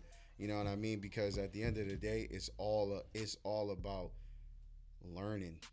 Like that's why I always say I'm a student of the game. Absolutely, learning is growth, Like, man. You gotta like, grow. That's the only way. Like, yo, I be watching. If people laugh at me, because I be watching like Temptations, I'm watching Usher, I'm watching Bobby Brown, I'm watching this person, I'm watching it, and a regular person is not gonna understand why you watching it. Like, why you always want to, like, why you always looking at documentaries, or why you this? Because I want to the mistakes that they're making, I don't want to make those. That's a fact. That's what I was gonna say. Like the saying that God don't give you anything you can't handle.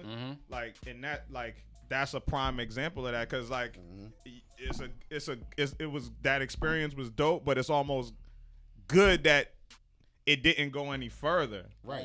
Because that shit could have taken you to a worse place, because you wasn't ready.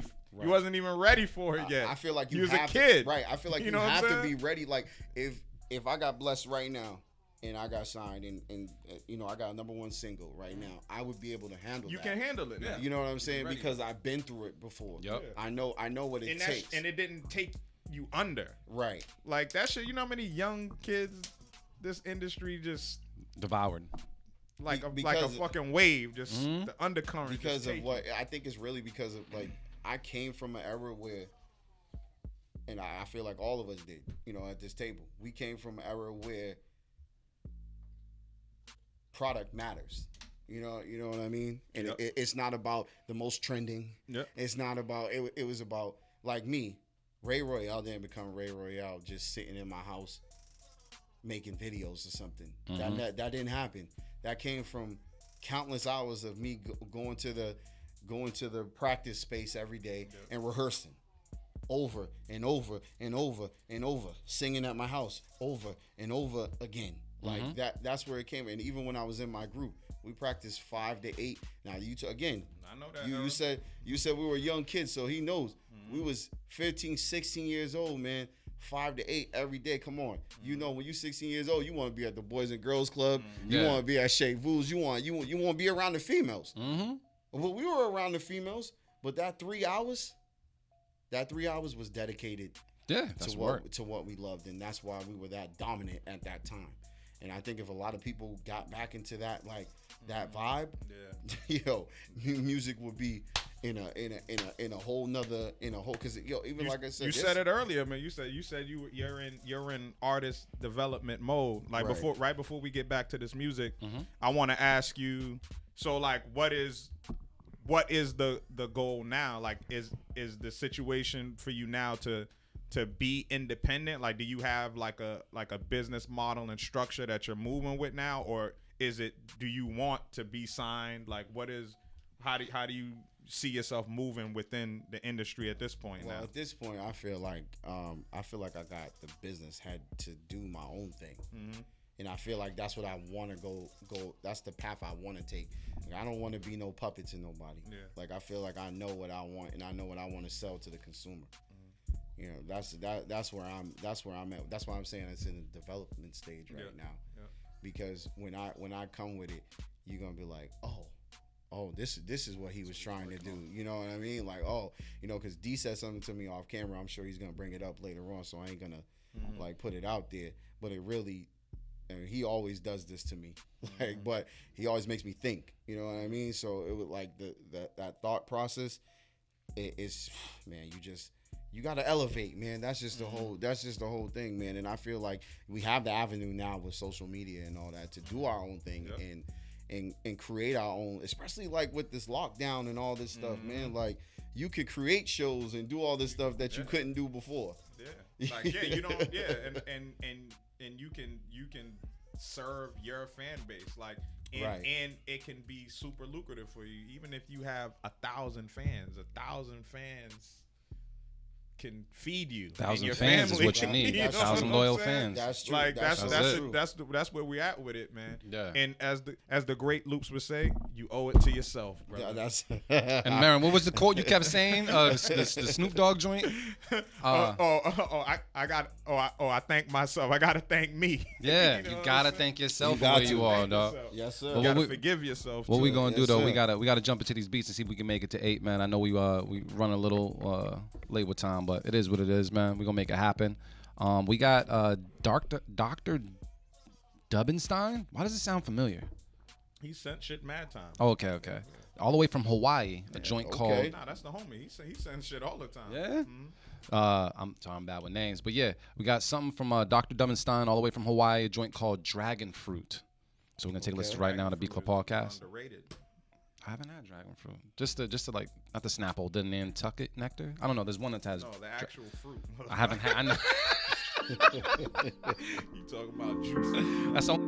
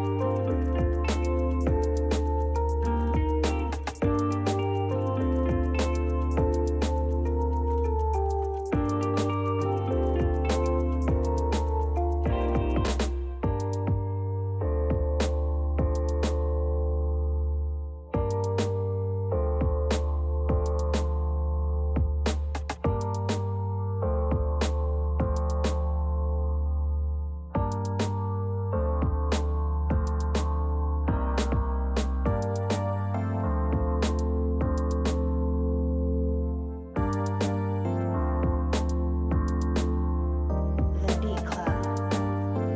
All right, B Club, let's talk that talk in the comments. I see GQ throwing out the cut of emotes, man. He's not feeling it, but I'm gonna go around the room and talk to the bros to see what's good here. The way I'm gonna do this, I'm just gonna ask, is anybody in this room keeping this beat? Marin's not. Ray's not. And I don't think I am either. You know, Wheezy Breezy says he likes it. But it looks like we're cutting it over here on the Beat Club podcast. So we're just gonna throw it out there. Any feedback for this person?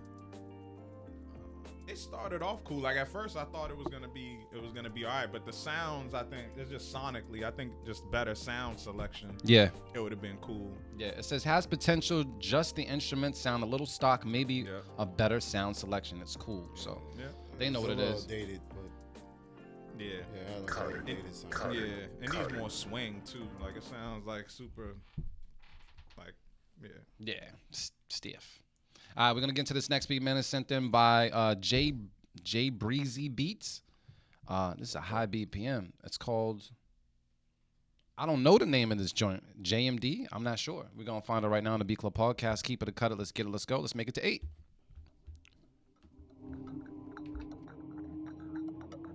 J Breeze, you a genius.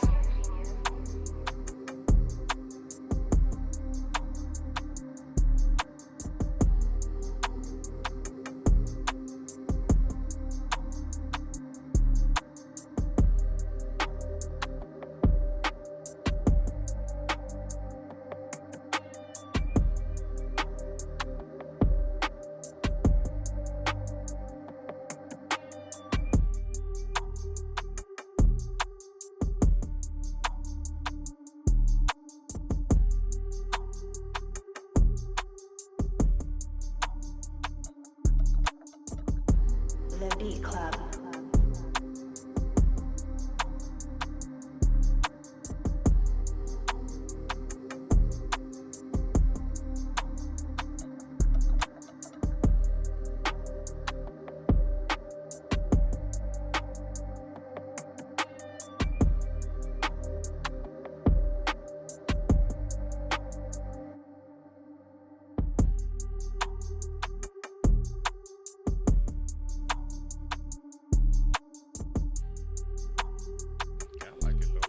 B Club Talk That Talk. They're saying I want to hear a singer rapping on this with a little bit of vocal action. We just talked about that, Trent. We don't want that anymore. I hear a singer rapping on this. People saying chill vibes, keep it with the emotes. I feel like it needs a little more something, just not sure what. Well, I'm gonna go to Ray Royale and see what's good. Ray, man, you keeping this beat? You know what? I'm gonna keep this joint, man, because like I feel like you can make this happen. It's a little empty, but with a little bit more keys and yeah, man. Even it can knock a little bit more for me. Like other than that, like this is pretty dope. Like it's a dope vibe for me. It's something that I would definitely use. So to keep it or safe keep? I Safe keep, you can use it. It means like you like it, but you know it's like safe keep. There you go. Get it out the way. Marin. Yeah, I'm gonna just keep it. I liked it. I like the space. Like I could hear the vocals. You know what I'm saying? Like I could hear like how you could stack some dope harmonies on that shit. Like that shit's dope. I like it. I rock with it. I think it was cool. I'm just gonna keep it as well. So we got 2 keep it's and a safe keep it, which means it's getting kept. We're gonna throw that keep it out there. Keep it. Bung. That means we're gonna make it to 6. Look at that, Ray, man. We making strides right now, bro. Yes, sir. This is what we do on the B Club podcast. I mean, we 2 away from being grade 8, man. We're gonna wrap up this folder though. We got a beat from RC Productions called Escape. We're gonna take a listen right now to the B Club podcast. Keep it or cut it. Let's get it. Let's go.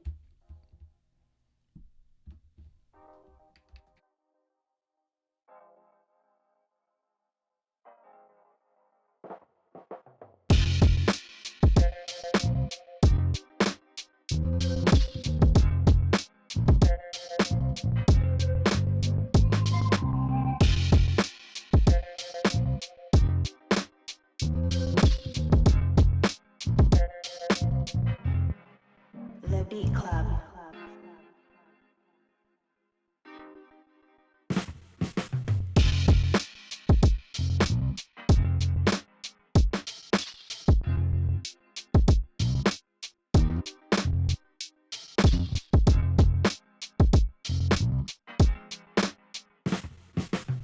Beat Club.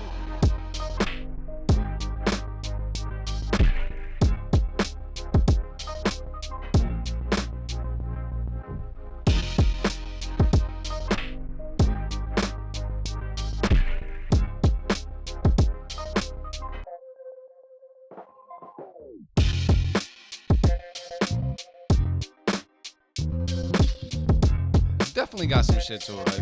You know what I mean? B Club Talk That Talk. I see keep it out there. This is a Drake type beat.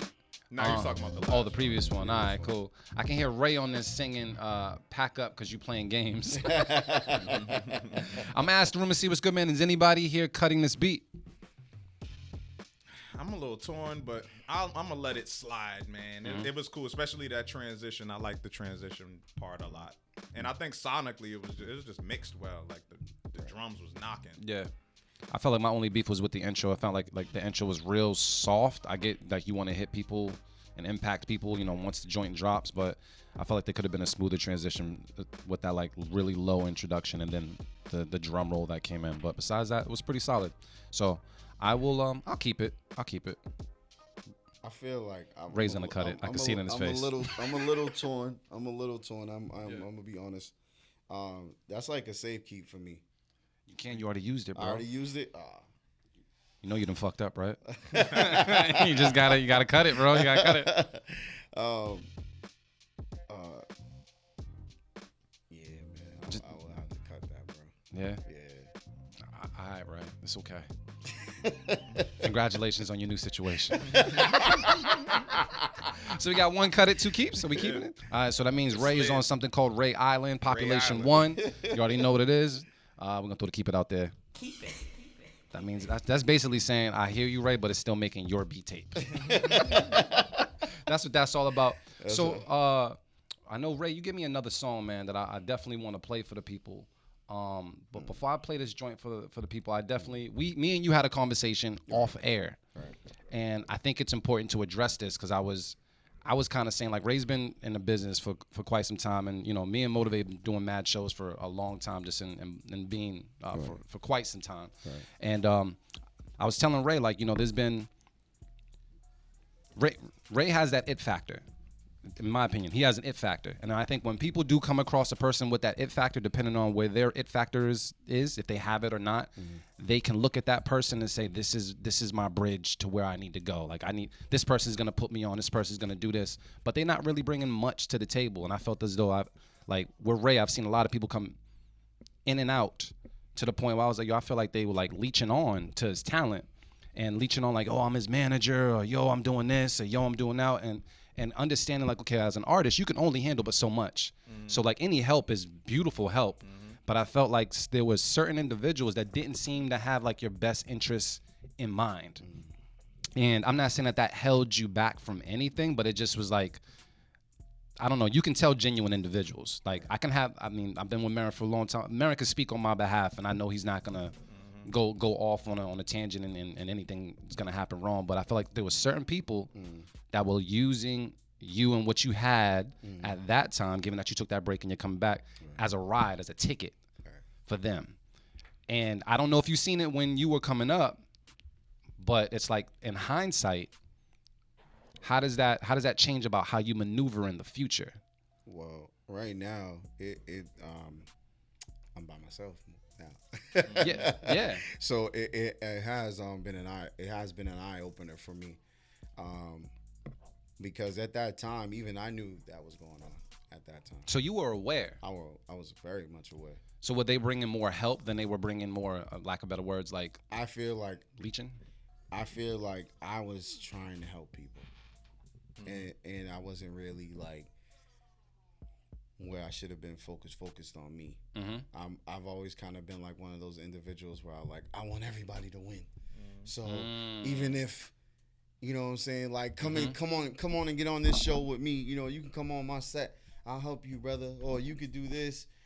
You know what I'm saying? Or you could say, like, if I have to be honest, like I probably had one real manager in my life. Everyone else was just a name. Yeah.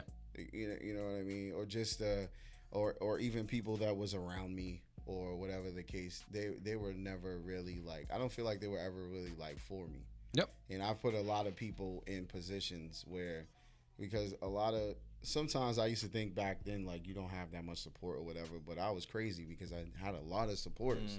I had a lot of, you know, but sometimes, you know, if you're not seeing crazy likes or whatever, your mind is being manipulated that people aren't paying attention or you don't know. So I was, at that time, anybody being around me, I was like, all right, because again, that was helping me like elevate myself more, because I was so insecure, like, man, you know, because I'm thinking like, because I know I'm putting in all this work, I'm doing this, I'm doing that, and I just felt like at the time that I wasn't getting back what I was putting out.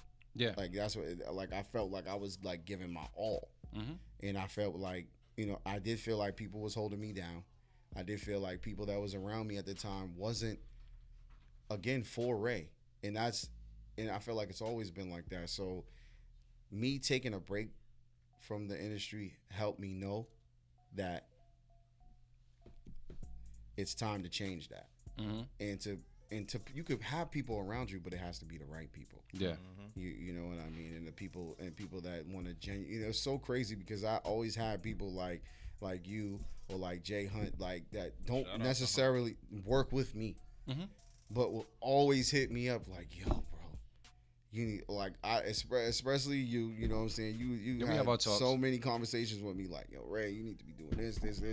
And, you know, the same thing with Jay. I mean, Jay would get frustrated with me, like, yo, bro, like, come on. But you need people like that, though. And I appreciate, those are the people that I want more. I never want yes men around me. I never want people that's like, yo, this is super dope. Nah, like, yo, tell me you don't like that, bro. Like, so we can figure out a way to fix it. Don't say something and don't have a way to fix it, though. Yes. That's or just gloating in the praise of what you've already accomplished. It's like there's more, right? And I feel like there's always more. I feel like, you know what I'm saying?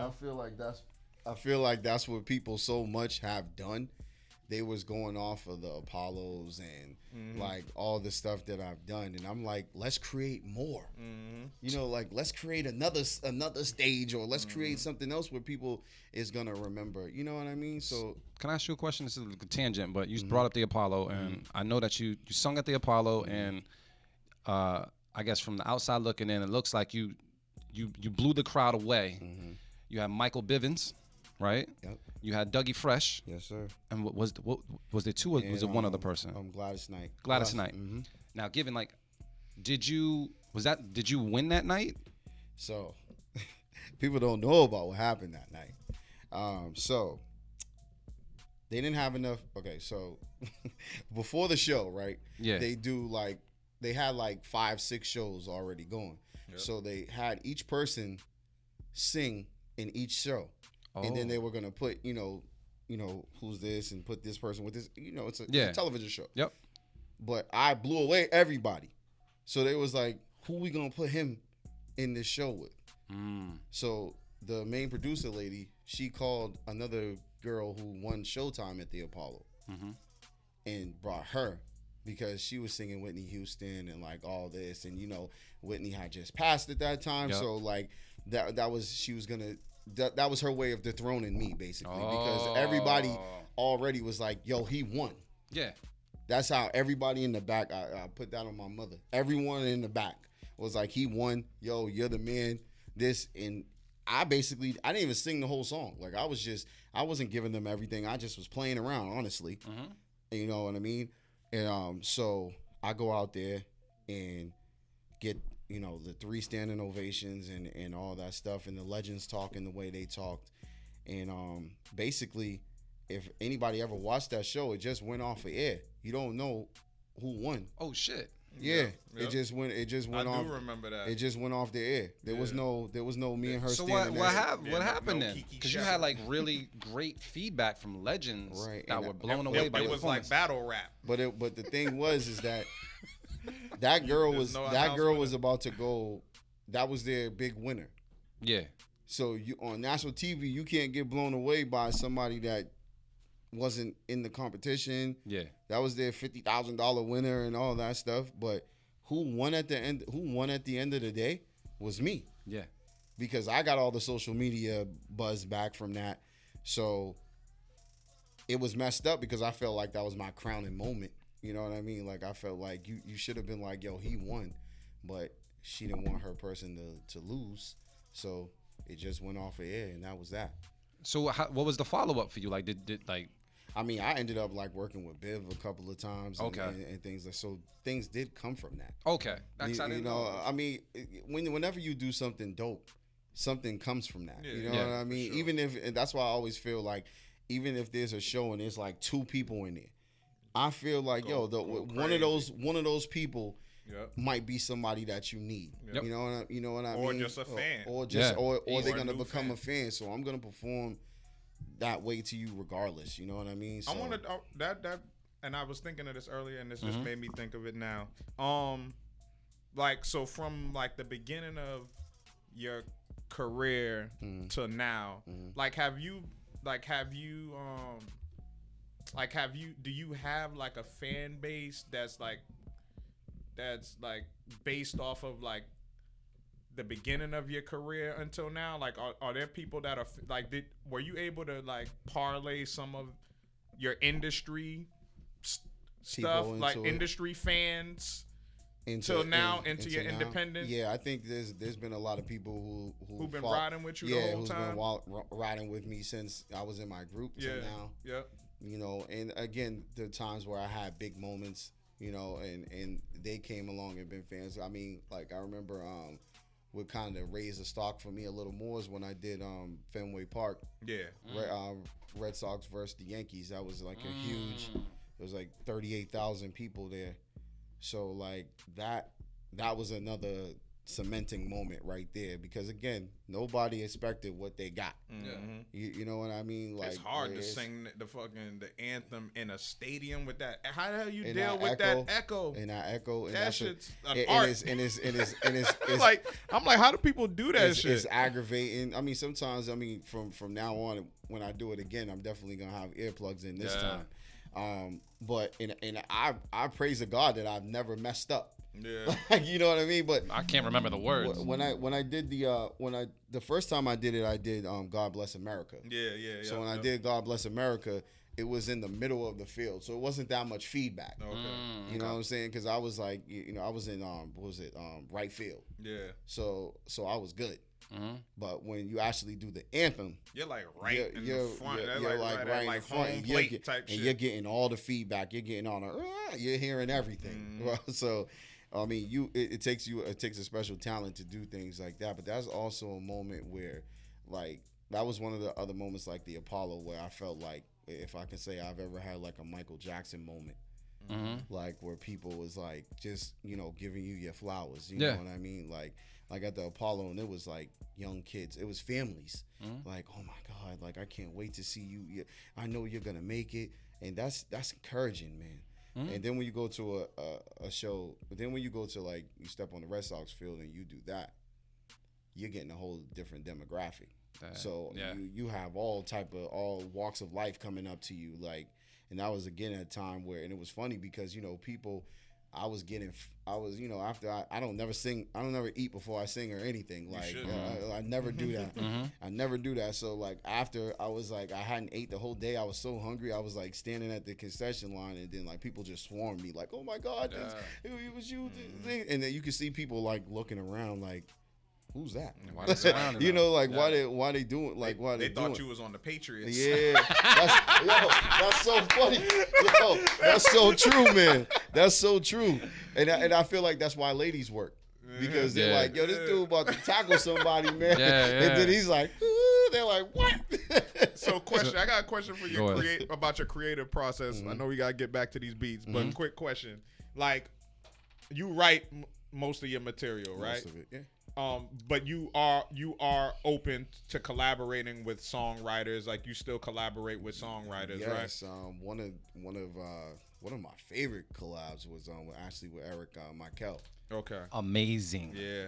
That's my guy. That was. I'm glad you brought that up. The magic that me and Michael made together was, and this is dope. This is somebody that I met on the BTS platform. But he understood where I needed to go. Where I needed to go. He understood where I was at. And then it's like, all right, Ray, well, now when we do these records, I want you to come out of that. And he was able to, and it was dope that another artist was able to produce me. Yeah. You know what I mean? I think that's important as an artist, man. You got to be open to being produced. Right. Because there's nothing to lose, right? Like, if you don't fuck with the shit, we erase it, right? But try it, though. But that's what you know what I'm saying? But a lot of people, you got to understand, aren't like that. Though. Yeah. A lot of people aren't. They block like, their blessings that way. They're just like, nah, it's my way. Like, me, I'm in it. I hate this because I feel like with your talent, people will be scared to talk to you, or people think like, oh, he's arrogant. Or he's not gonna sing over my stuff. Well, he's not gonna want to take my beat. Like, what? Send me your beat, bro. If it's fire, I'm gonna sing over it. Speaking of which, man, tell these people your email right now so they can send you some beats. It's like producers from all over the world. Yo, if y'all want to send me a beat, man, it's I am Ray REYROYALE music @gmail.com. Yeah, you have it, man. Let's get back to this beast. We got to hit 8. We got to hit number 8. We do have to hit number 8. What I was going to... Oh, this jiggy ass nigga here. I knew man. Monochromatic motherfucker.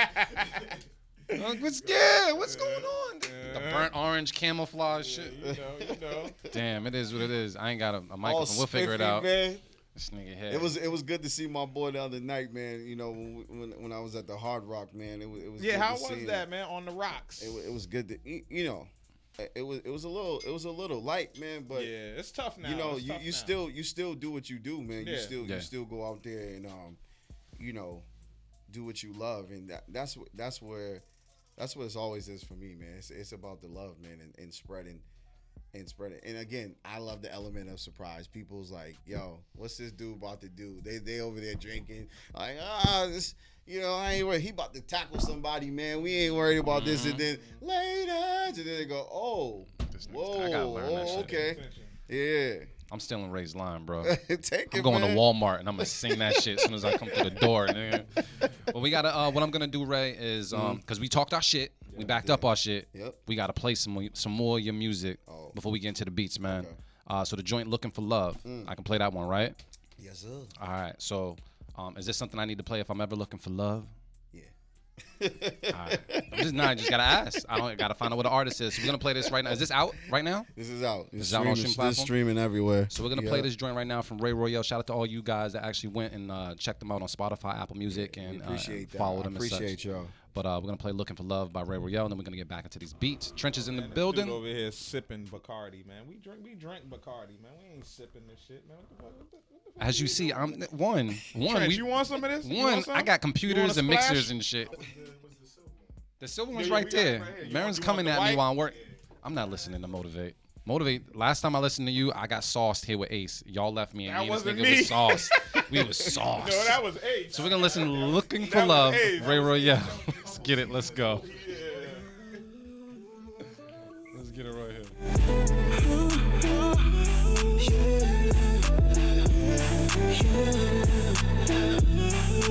Pretty little thing looking staring like she want it. Trumping bands all night straight flossing. Never met a nigga like Ray, I promise. Girl, I give you that dope shit, I promise. Baby, tell me what you want, girl. Oh, baby, tell me what you need, girl. Oh, girl, I got that Patron. Now you're really in the zone, girl. Baby, I want your body, your body. Baby, I want your body, your body. Looking for love in the club. Oh, girl, I want it. Looking for love in the club. Girl, I need it. Looking for love in the club. Oh, looking for love in the club. Speeding on the highway, trying to get you to my home. The fuck shit we do, girl, I won't. You'll never have another night like this, I promise. Satisfaction guaranteed, girl, I promise. Tell me what you want, girl. Oh, baby, tell me what you need, girl. Girl, I got that Patron. Now you're really in the zone, girl. Baby, I want your body. I want your body. Baby, I want your body. Looking for love in the club. Girl, I want it. Looking for love in the club. Girl, I need it. Looking for love in the club. Oh, girl. Looking for love in the club. In the club. Looking for love in the club. Looking for love in this club. Looking for love in this club. Looking for love in this club.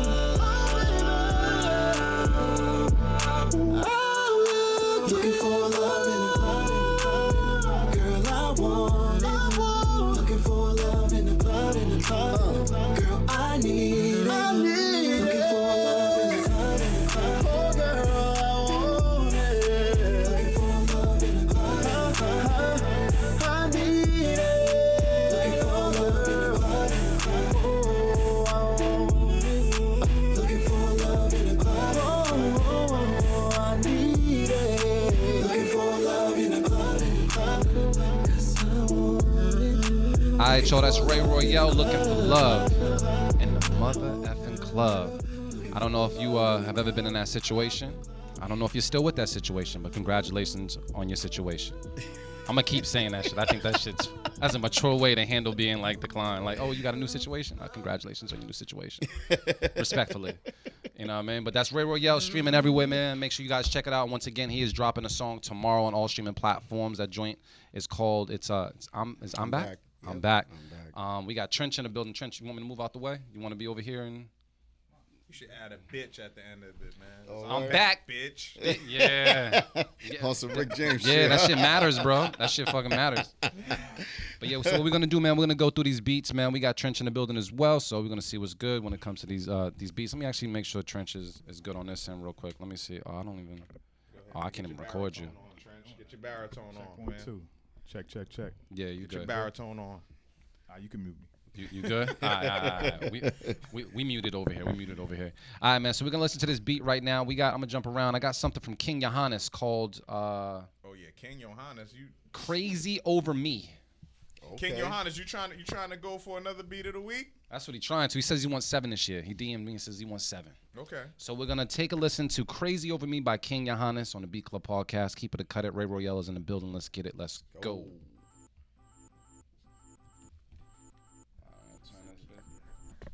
It's not turning up for me though. What's up?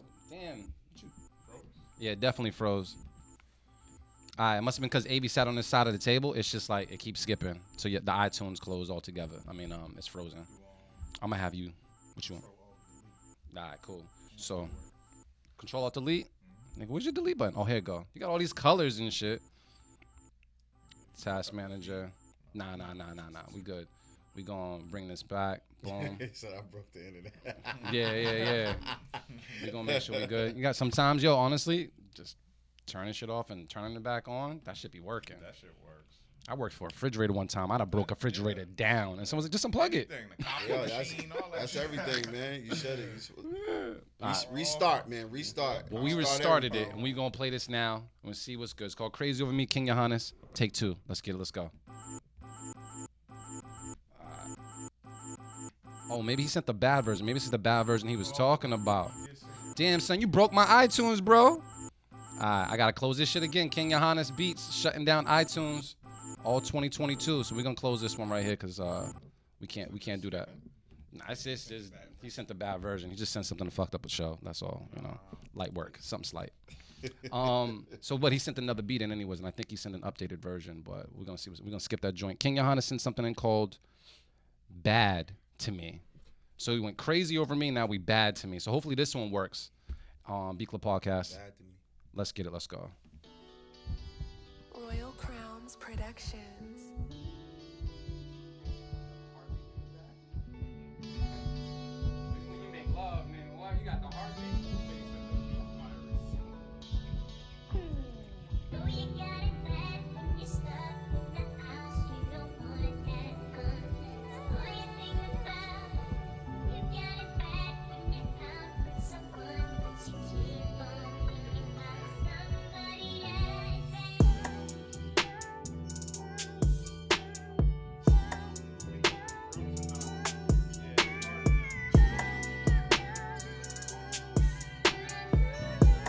The Beat Club.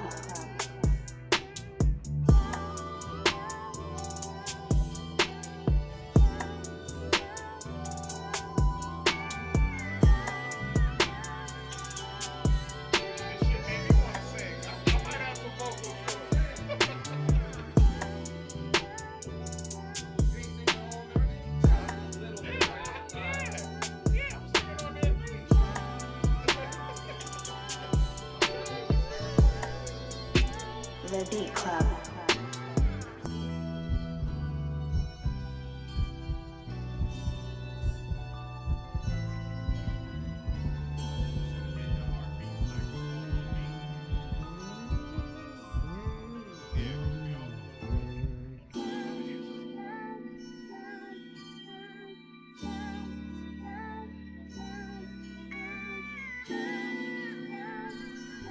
The Beat Club.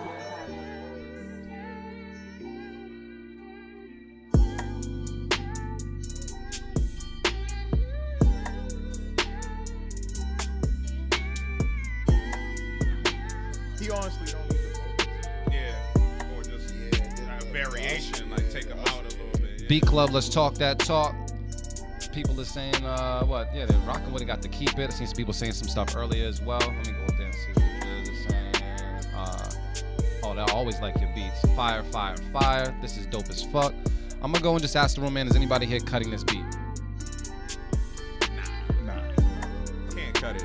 Can't cut it. But definitely a little feedback. Like we all said it, like maybe take that vocal out here and there, you know what I'm saying? Let the beat breathe. Yeah, you got that kind of threw me off. Yeah, the heartbeat was throwing me off too. Whoever like sings over this track can do that. You know what I mean? And make it dope. You don't really need to use a sample. Gotcha. So use it as like a possible reference or something. Yeah, like gotcha. you could do that and then as like a guideline, as you say, and then like take it somewhere else. But the second half of the beat is what impressed me. Yeah, that's when that dropped. Like whatever change it was, that was fire. So we keeping it. Yeah. All right, throw it out there. Keep it. Is it beat of the week? Nah. Not this time. Said not this time. But we'll see what's we made it to 8. We made it to 8. I gotta ask Ray, man. Ray, do you got a name for this tape yet? I got a few more beats, but I'm just saying you got a name for this tape. I'm almost there. All right, we're gonna see what's good. That means he don't. Thank you, Trench, for your translation. It's all good. All right. So we got something from who's this? We got AJK Beats with 1976. That's my guy from man. California. My favorite new producer on the show. For real, man. I fuck with the style, bro. Let's take a listen to right now the B Club Podcast. Keep it or cut it. Let's get it. Let's go.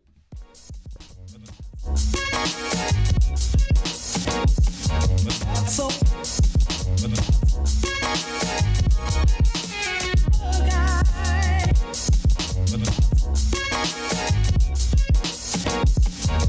so you'll see some guy.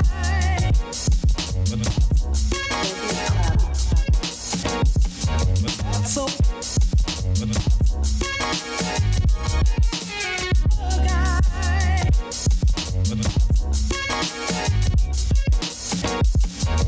so you'll see some guy.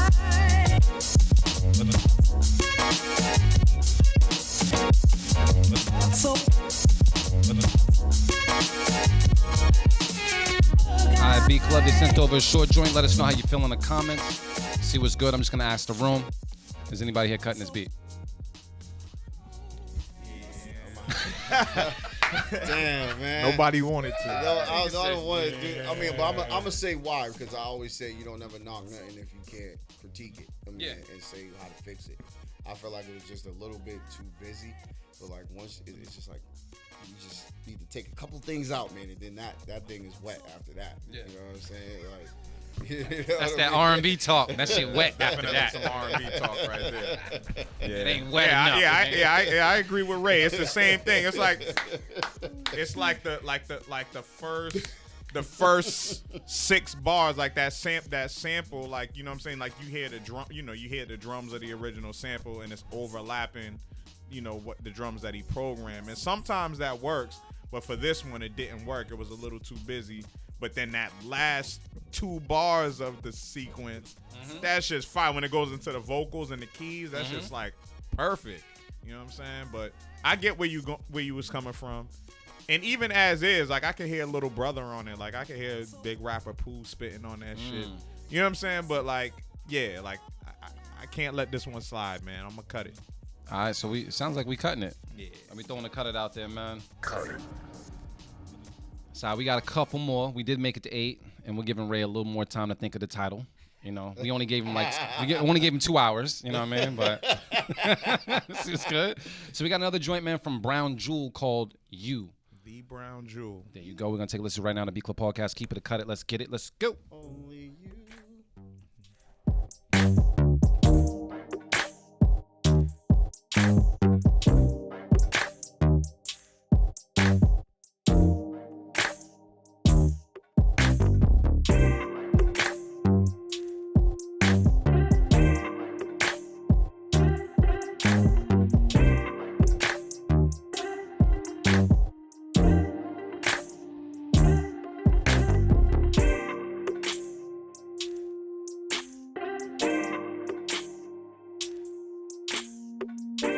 The Beat Club.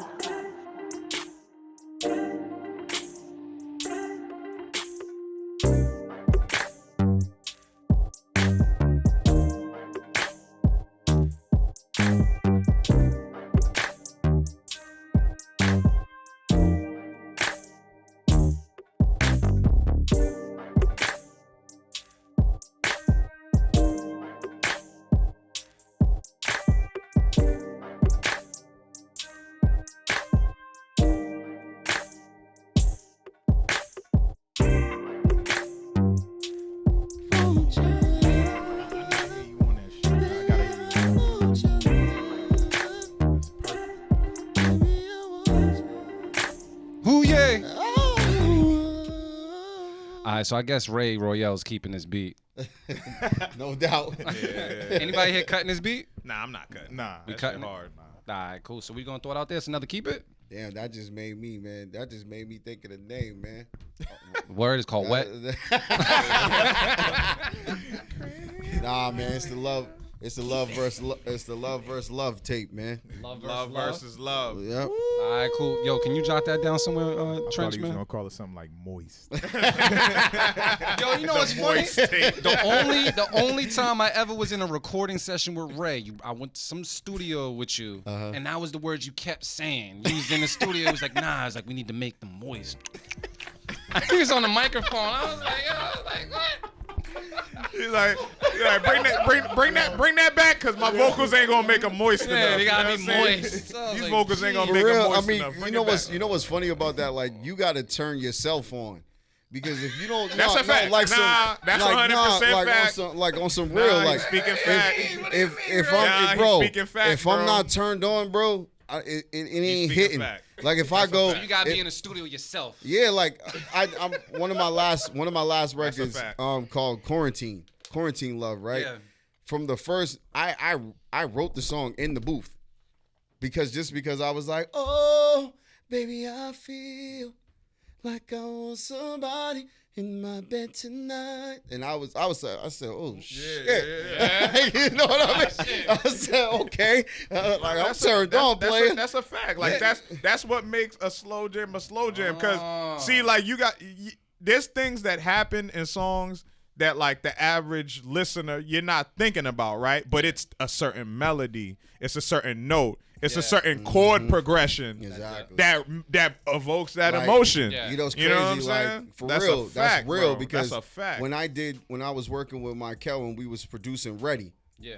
and this is all men in the studio now, right?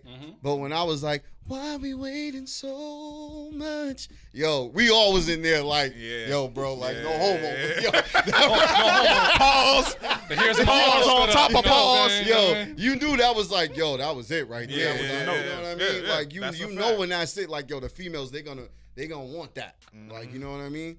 See, makes sense. I learned something new today. So you gotta turn yourself on can't with your sing, own though. shit. What? That's pretty much a fact. Now I can bro. sing, bro. I got 3 notes, my nigga. 3? 3 notes. I'll be hearing. Nah, I'm not doing them shit. Ray's on the Hey show. man, listen. I'm gonna do it when he's not in the studio. So I'm the most singing this motherfucker. shout here. out to fucking, people like Keith Sweat. You know what I'm saying? Like, come on, man. Hey, yo, Keith listen. Sweat, he ain't the greatest fucking vocalist, but definitely god damn, that Yeah. nigga he knows how to how to stay hit in a his song. lane. He know He the stay in song. his Right. range. He know the And that's the an song. art, bro, because a lot of motherfuckers don't know how to stay in their fucking lane, bro. Right. And I feel like that's so real right there. You don't know how to stay in your lane, bro. Like, I know my lane to the T. Yep. Like, I know. That's a fact. I know when I'm gonna get you. I know something that you be like, oh, he's dope. Like, you know what I mean? But I know the songs where you're gonna be like, damn, like shit. Yeah. Like, you know what I mean? Like, you know that. You can feel it. And that's what I mean, yo. Like, if there's not a record or a beat or whatever, that when you pull your shirt up, bro, and your hairs ain't standing up, Yeah. dog, that ain't it. That ain't the one. That ain't the one, bro. The first person that ever made me feel that type of way was Yolanda Adams, bro. Yolanda Adams sung something. Yo, she sung something on the television at my crib that my little brother, who was 2 years old, stopped what he was doing, went to the TV and kissed her on the television, bro. Yo. Like, it was like, just went up to the TV. Never seen this one before. And I was like, yo, what the fuck? Yo, I'm Yeah, telling you, Yolanda man, Adams like is a pro- that's- Vocals when got the power, hands, man. that's how I used to feel when Jodeci and like all them dudes were singing, man. That's like, the cloth. That's like, the cloth he's cut from. Yeah. I would just be like, "Whew, Jesus!" Like, yo, like, Yeah. bro, you can say anything, and I believe what you saying. So bro. let me ask you a question, Ray. Casey or JoJo? That's a hard one, bro.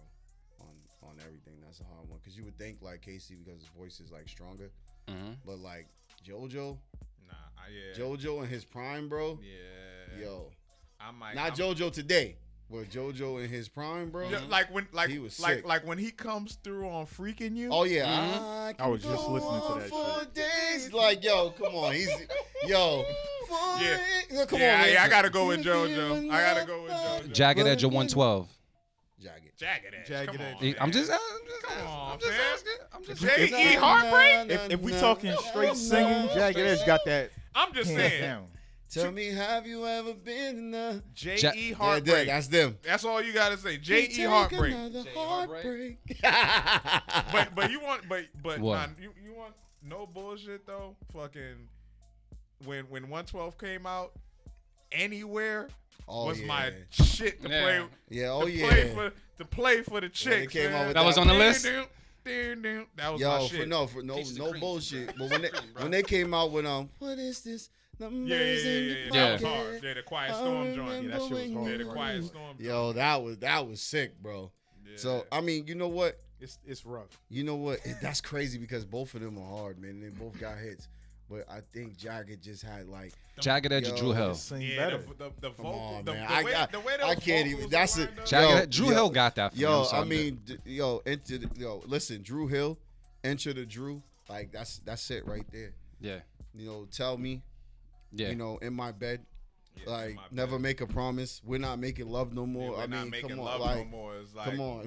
That is like the standard, but it's still Jodeci-esque. Yeah. So you know what I'm saying? I think Jodeci is like the real for my generation. At least speaking for myself. You know what's crazy? That's because the standard. You know what's crazy? For R&B I group. felt like what Jodeci did for a lot of us who grew up in the hood.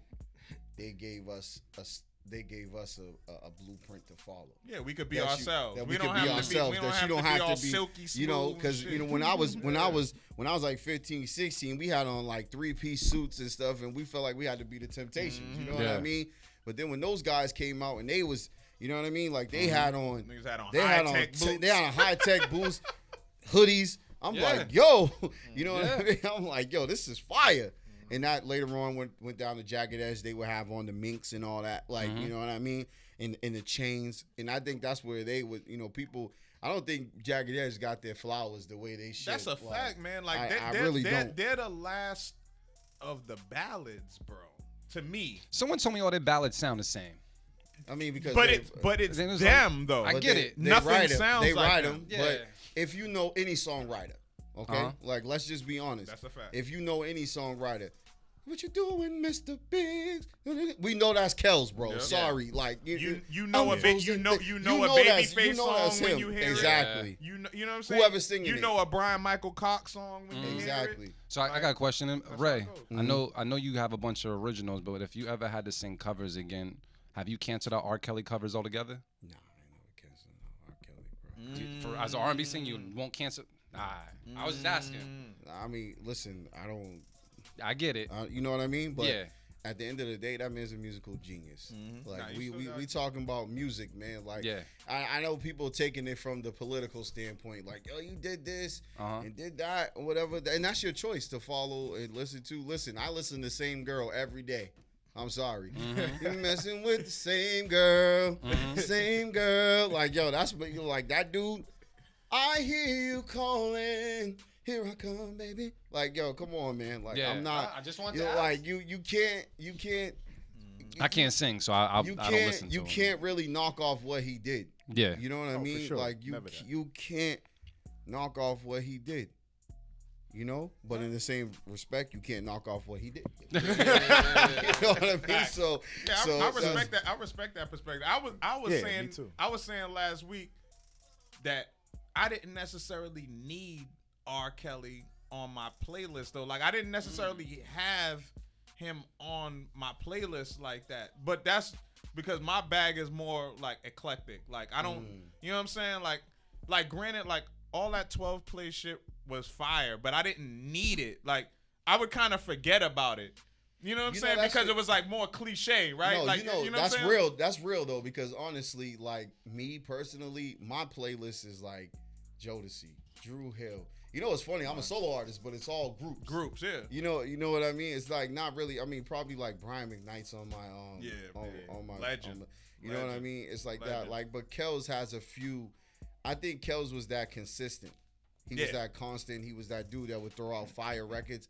But I wouldn't necessarily say it was something that I had to listen to. You didn't have to have it, yeah. Exactly. You know what I mean? But like, you have to play it. You have to play it. You have to play it as a DJ. But I have to, in my life, I have to listen to Michael Jackson. Like, I have to. Like that's just, I'm sorry. Like, that's, that's just when I turn on the iTunes, bro, I'm playing "I Want to Love You" PYT. Like That's one of my favorite Michael Jackson songs of all time. I'm playing. I don't care if I'm sitting, if I'm at a party or something. Rock with You. Oh, come on, man, that's classic.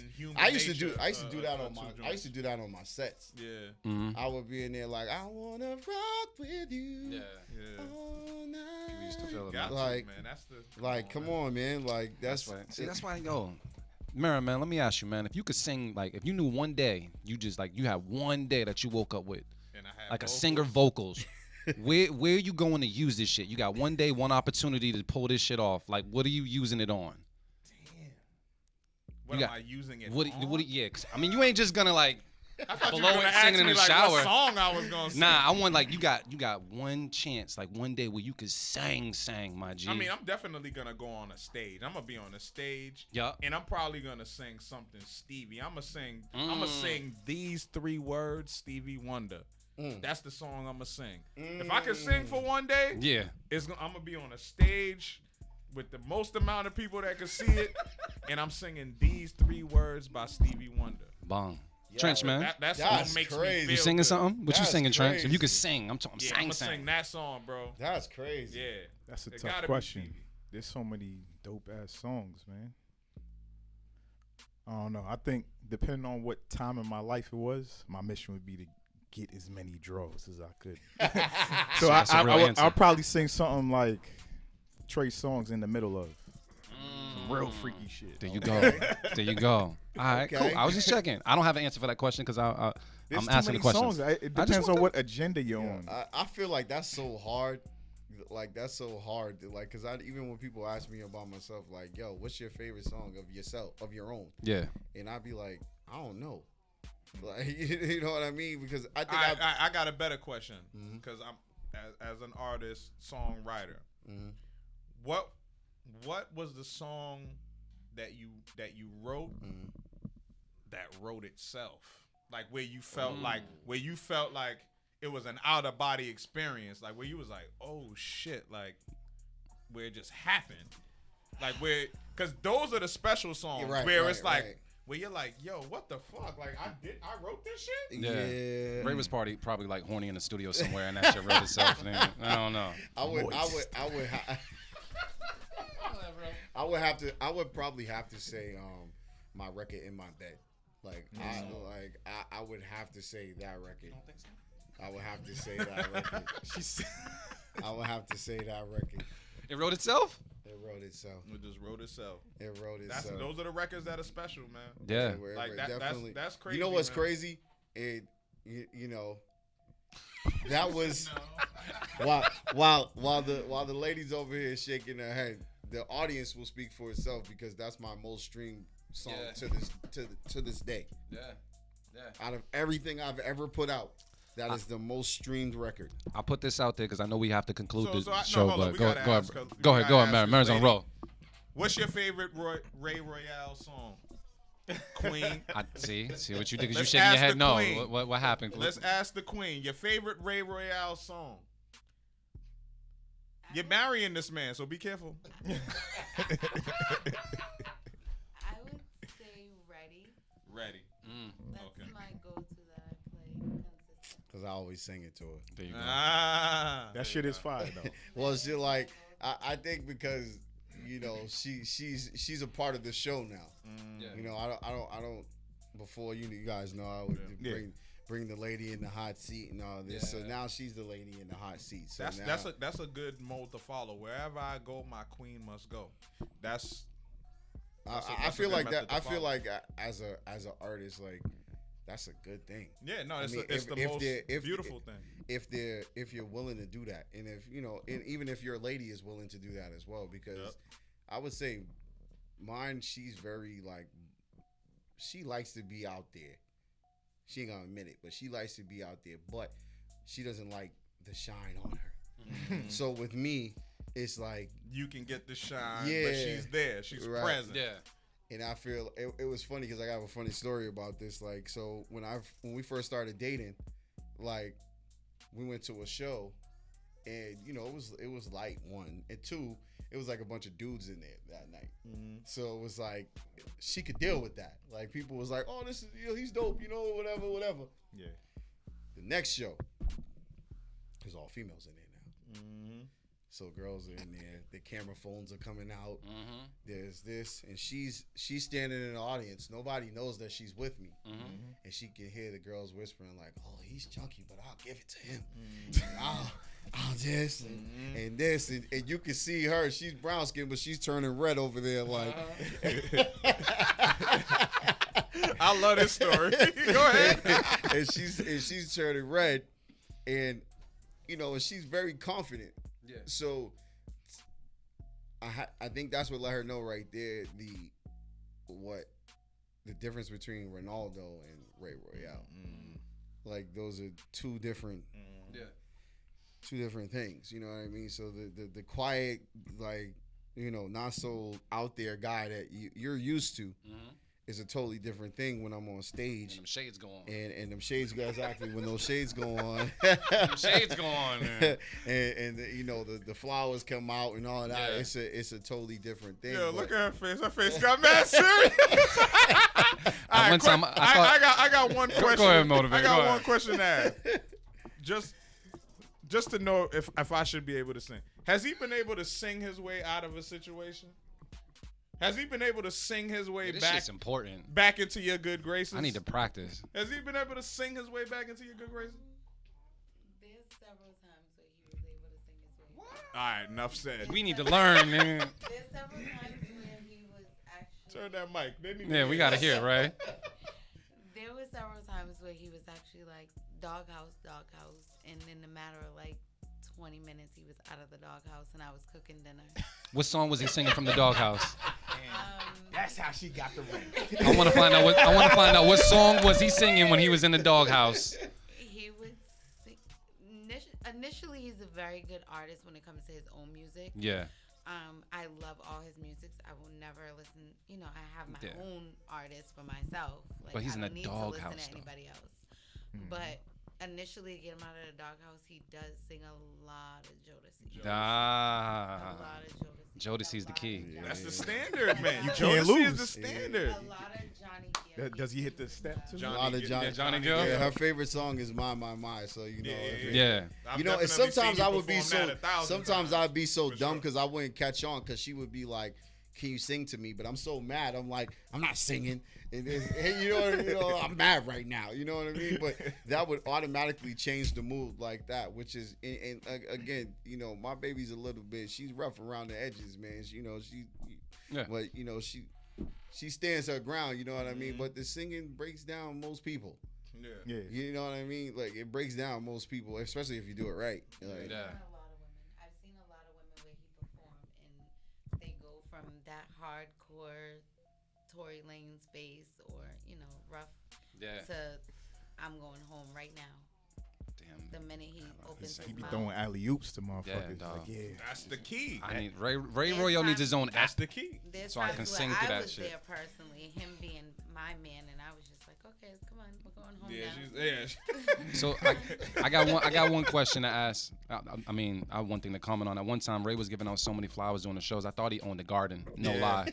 Where the fuck he get on? Mad flowers, You know bro. what he was doing? He was going like to when he pulled up to Melnia Cast and the guy, you know, yeah, it was duff right him. there. He just duff him one time. I need like 4. One hitter quitter, take the nigga's flowers. Sack that motherfucker. You know what's so funny? That's so crazy. Like I was always like, again, because I study everybody. Yeah. And I would always be like, what could I do to separate me from everybody else? Because everybody's gonna come in here and they're gonna do their thing like I'm gonna do my thing. But I wanted there to be things like ladies that set me apart from everybody else. So when I came with the flowers thing, I looked at it like, does every girl get flowers? No. That's a fact. There's women that, and we even found this at BTS, there'd be girls who had a bad day and they was with their ladies and Plenty you of gave time. them that flower and they was a fan for life.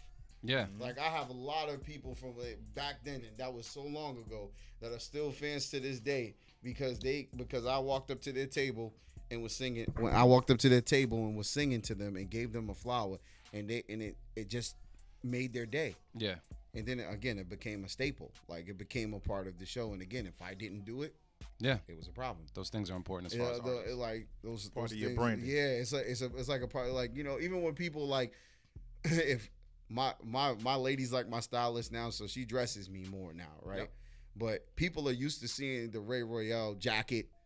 And like that's like the fawns. I'm like the fawns. Yeah, you have like a Halloween costume kit. Like like it's black like leather jacket, shades. The shades. Like if you don't have that, they're like, oh, he's not being Ray Royale today. He's that's just Ronaldo. That's Ronaldo. Exactly.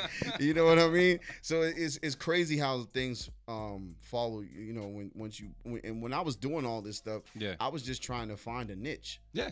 And when something works, it works. And then when it started to work, I was like, oh, you know, the eyes thing was the mysterious, like, because I watched Michael Jackson, and you see, like, Michael Jackson was like a cadence thing, like he would make the chicks go scream, taking his glasses off. It's certain things, and I would do the same thing when I went on stage.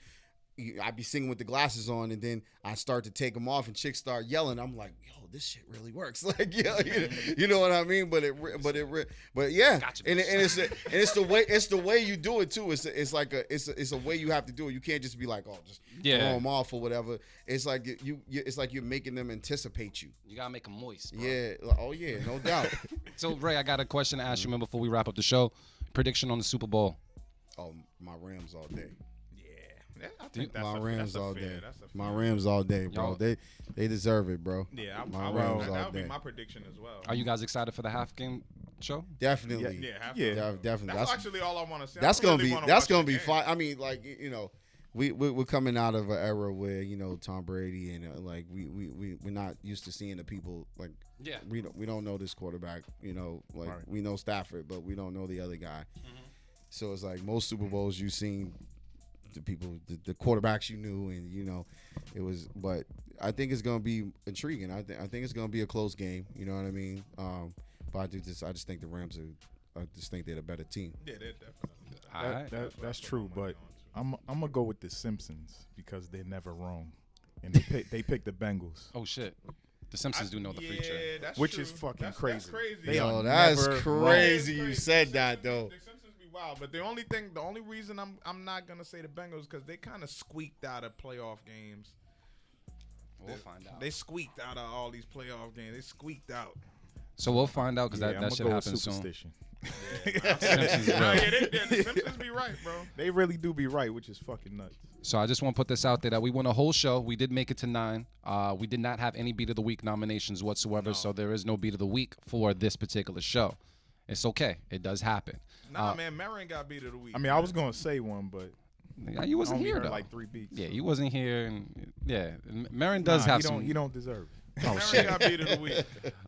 So yeah, I guess we're just gonna do this, man. Once again, Ray Royale, man, thank you so much for being on our platform. Man, 2, thank you for being the person that you are. 3, thank you for naming the tape. It's Love versus Love. Yes, sir. It's Love versus Love. Shout out to all the producers that made the tape. We got 9. Bip bip. What I'm gonna do, because we don't have a Beat of the Week, I'm actually just gonna play a Ray Royale joint in the background. You know what I mean? We're gonna talk that talk. So Ray Royale, man, I'm gonna play this joint in the background while you kind of close out, let people know where they can find you. Talk that talk. The floor is yours. I'm gonna play this right now. What up, y'all? It's Ray Royale. If you like what you heard, you can hit me up everywhere at Ray Royale Music. That's ReyRoyaleMusik. My Instagram is Ray Royale 617. My Gmail is IamRayRoyale@gmail.com. Send them beats. And you also dropping a joint when? Tomorrow. It's called I'm Back. Let's go. There you go. So it's that Valentine's Day joint. Hopefully, you play it on your list. This list that I'm learning about that we need to play on, those important moments. I'm going to go to Motivate Merriman. Motivate, man. What's the word, bruh? Hey, man, like I always say, love is the answer and the cure. Check on your loved ones. Let them know that you love them. And that's all I got to say, man. That's fitting for this time of year, man. It's Valentine's Day, man. You heard Ray Royale talk about the roses, man. Like, keep it simple, man. Just, show your loved ones some appreciation tomorrow. show your baby mama some appreciation tomorrow. Even if you don't fuck with her, even if yo, like, nah, no bullshit. I'm saying, I'm being like 1,000%. Like, even if you don't get along with her, treat her with some respect, man. Get her some flowers, get her a card. Just let her know you appreciate her. Like, these days, like, we take them lightly, but like, just show that type of appreciation and respect, and it goes a long way, man. So salute to all my people, man. Thank y'all for supporting the show. Shout out to Royale, man. It's honestly a pleasure to see you, bro. Like, it's been a minute, y'all better man. work on a track together. Yeah, man. Now we're gonna make something happen for sure. But it's just like we take for granted, like, the people. You know what I'm saying? We see in passing. Like, it's like before, like, it's like, yeah, I'm always see Ray. Whatever. I'm gonna bump into that nigga. Whatever. But like, it's really good to see you, bro. And shout out to your queen as well. And shout out to everybody, man. We appreciate y'all. They said hell no Weezy, to the baby mama. Weezy, I feel you. I know your story, so yeah. Yours Nah, man. Send her a card. Oh, shit. I shit. get it. Trench, man, anything you want to say, bro?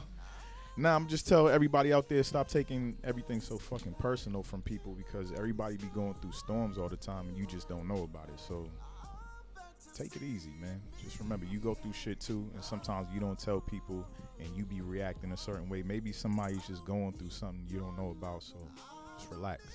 That's it. And I'm just going to say shout out to King Johannes for the Valentine's Day gift suggestion. You can always just cash app your BM $2. Said $2. Nah, you trying to get somebody stabbed, bro. It's all possible. Something's better than nothing. And I guess I'm going to say this. Yeah. So I guess I'm going to say this. Shout out to my bros. Shout out to Trench for pulling through and pulling up, man. Also, shout out to Ray Royale, man. Me and Ray have been working together for a really long time. I had the opportunity to work on a lot of, like, your artwork and stuff, and I appreciate you for that. We did some shit, right? Yeah, we did. A long time ago. Yo, we In did the Blue cover House, artwork. that somebody fucking stole the idea, right? Just real quick. We pulled that shit off, and what artist pulled it? It was a mainstream artist that copied our shit with all the hands. It was a reggae artist. Raheem. Nah, was it? No. Who was that? Who was that? We got bit. Like, we was the first people that did a cover that had Ray covered with a bunch of hands that were wrapped around him. Yeah. And then another artist grabbed it. That shit happens all day. Dog. That shit happens all But day. that was innovative stuff, man. Yeah. I seen that shit happen with Rex and Jordan Lucas. That's like the same shit. Like, that shit's irritating. And people do it because they know they got a bigger reach, so they they can get away with it. Yeah, shout out to us. I like to thank ourselves. Yeah, you gotta thank yourself. But once again, man, if we you did haven't it first. already, Always remember that we did it first.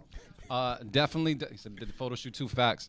Definitely go ahead and subscribe, man. When it comes to Twitch, let people know that we're on Twitch as well. And if you missed it today, you can definitely catch the recap on YouTube on Tuesday. Shout out to everybody out there, man, that's been rocking with us. Thank you so much. And because I can say it on the radio, I'm gonna say it right now. We out.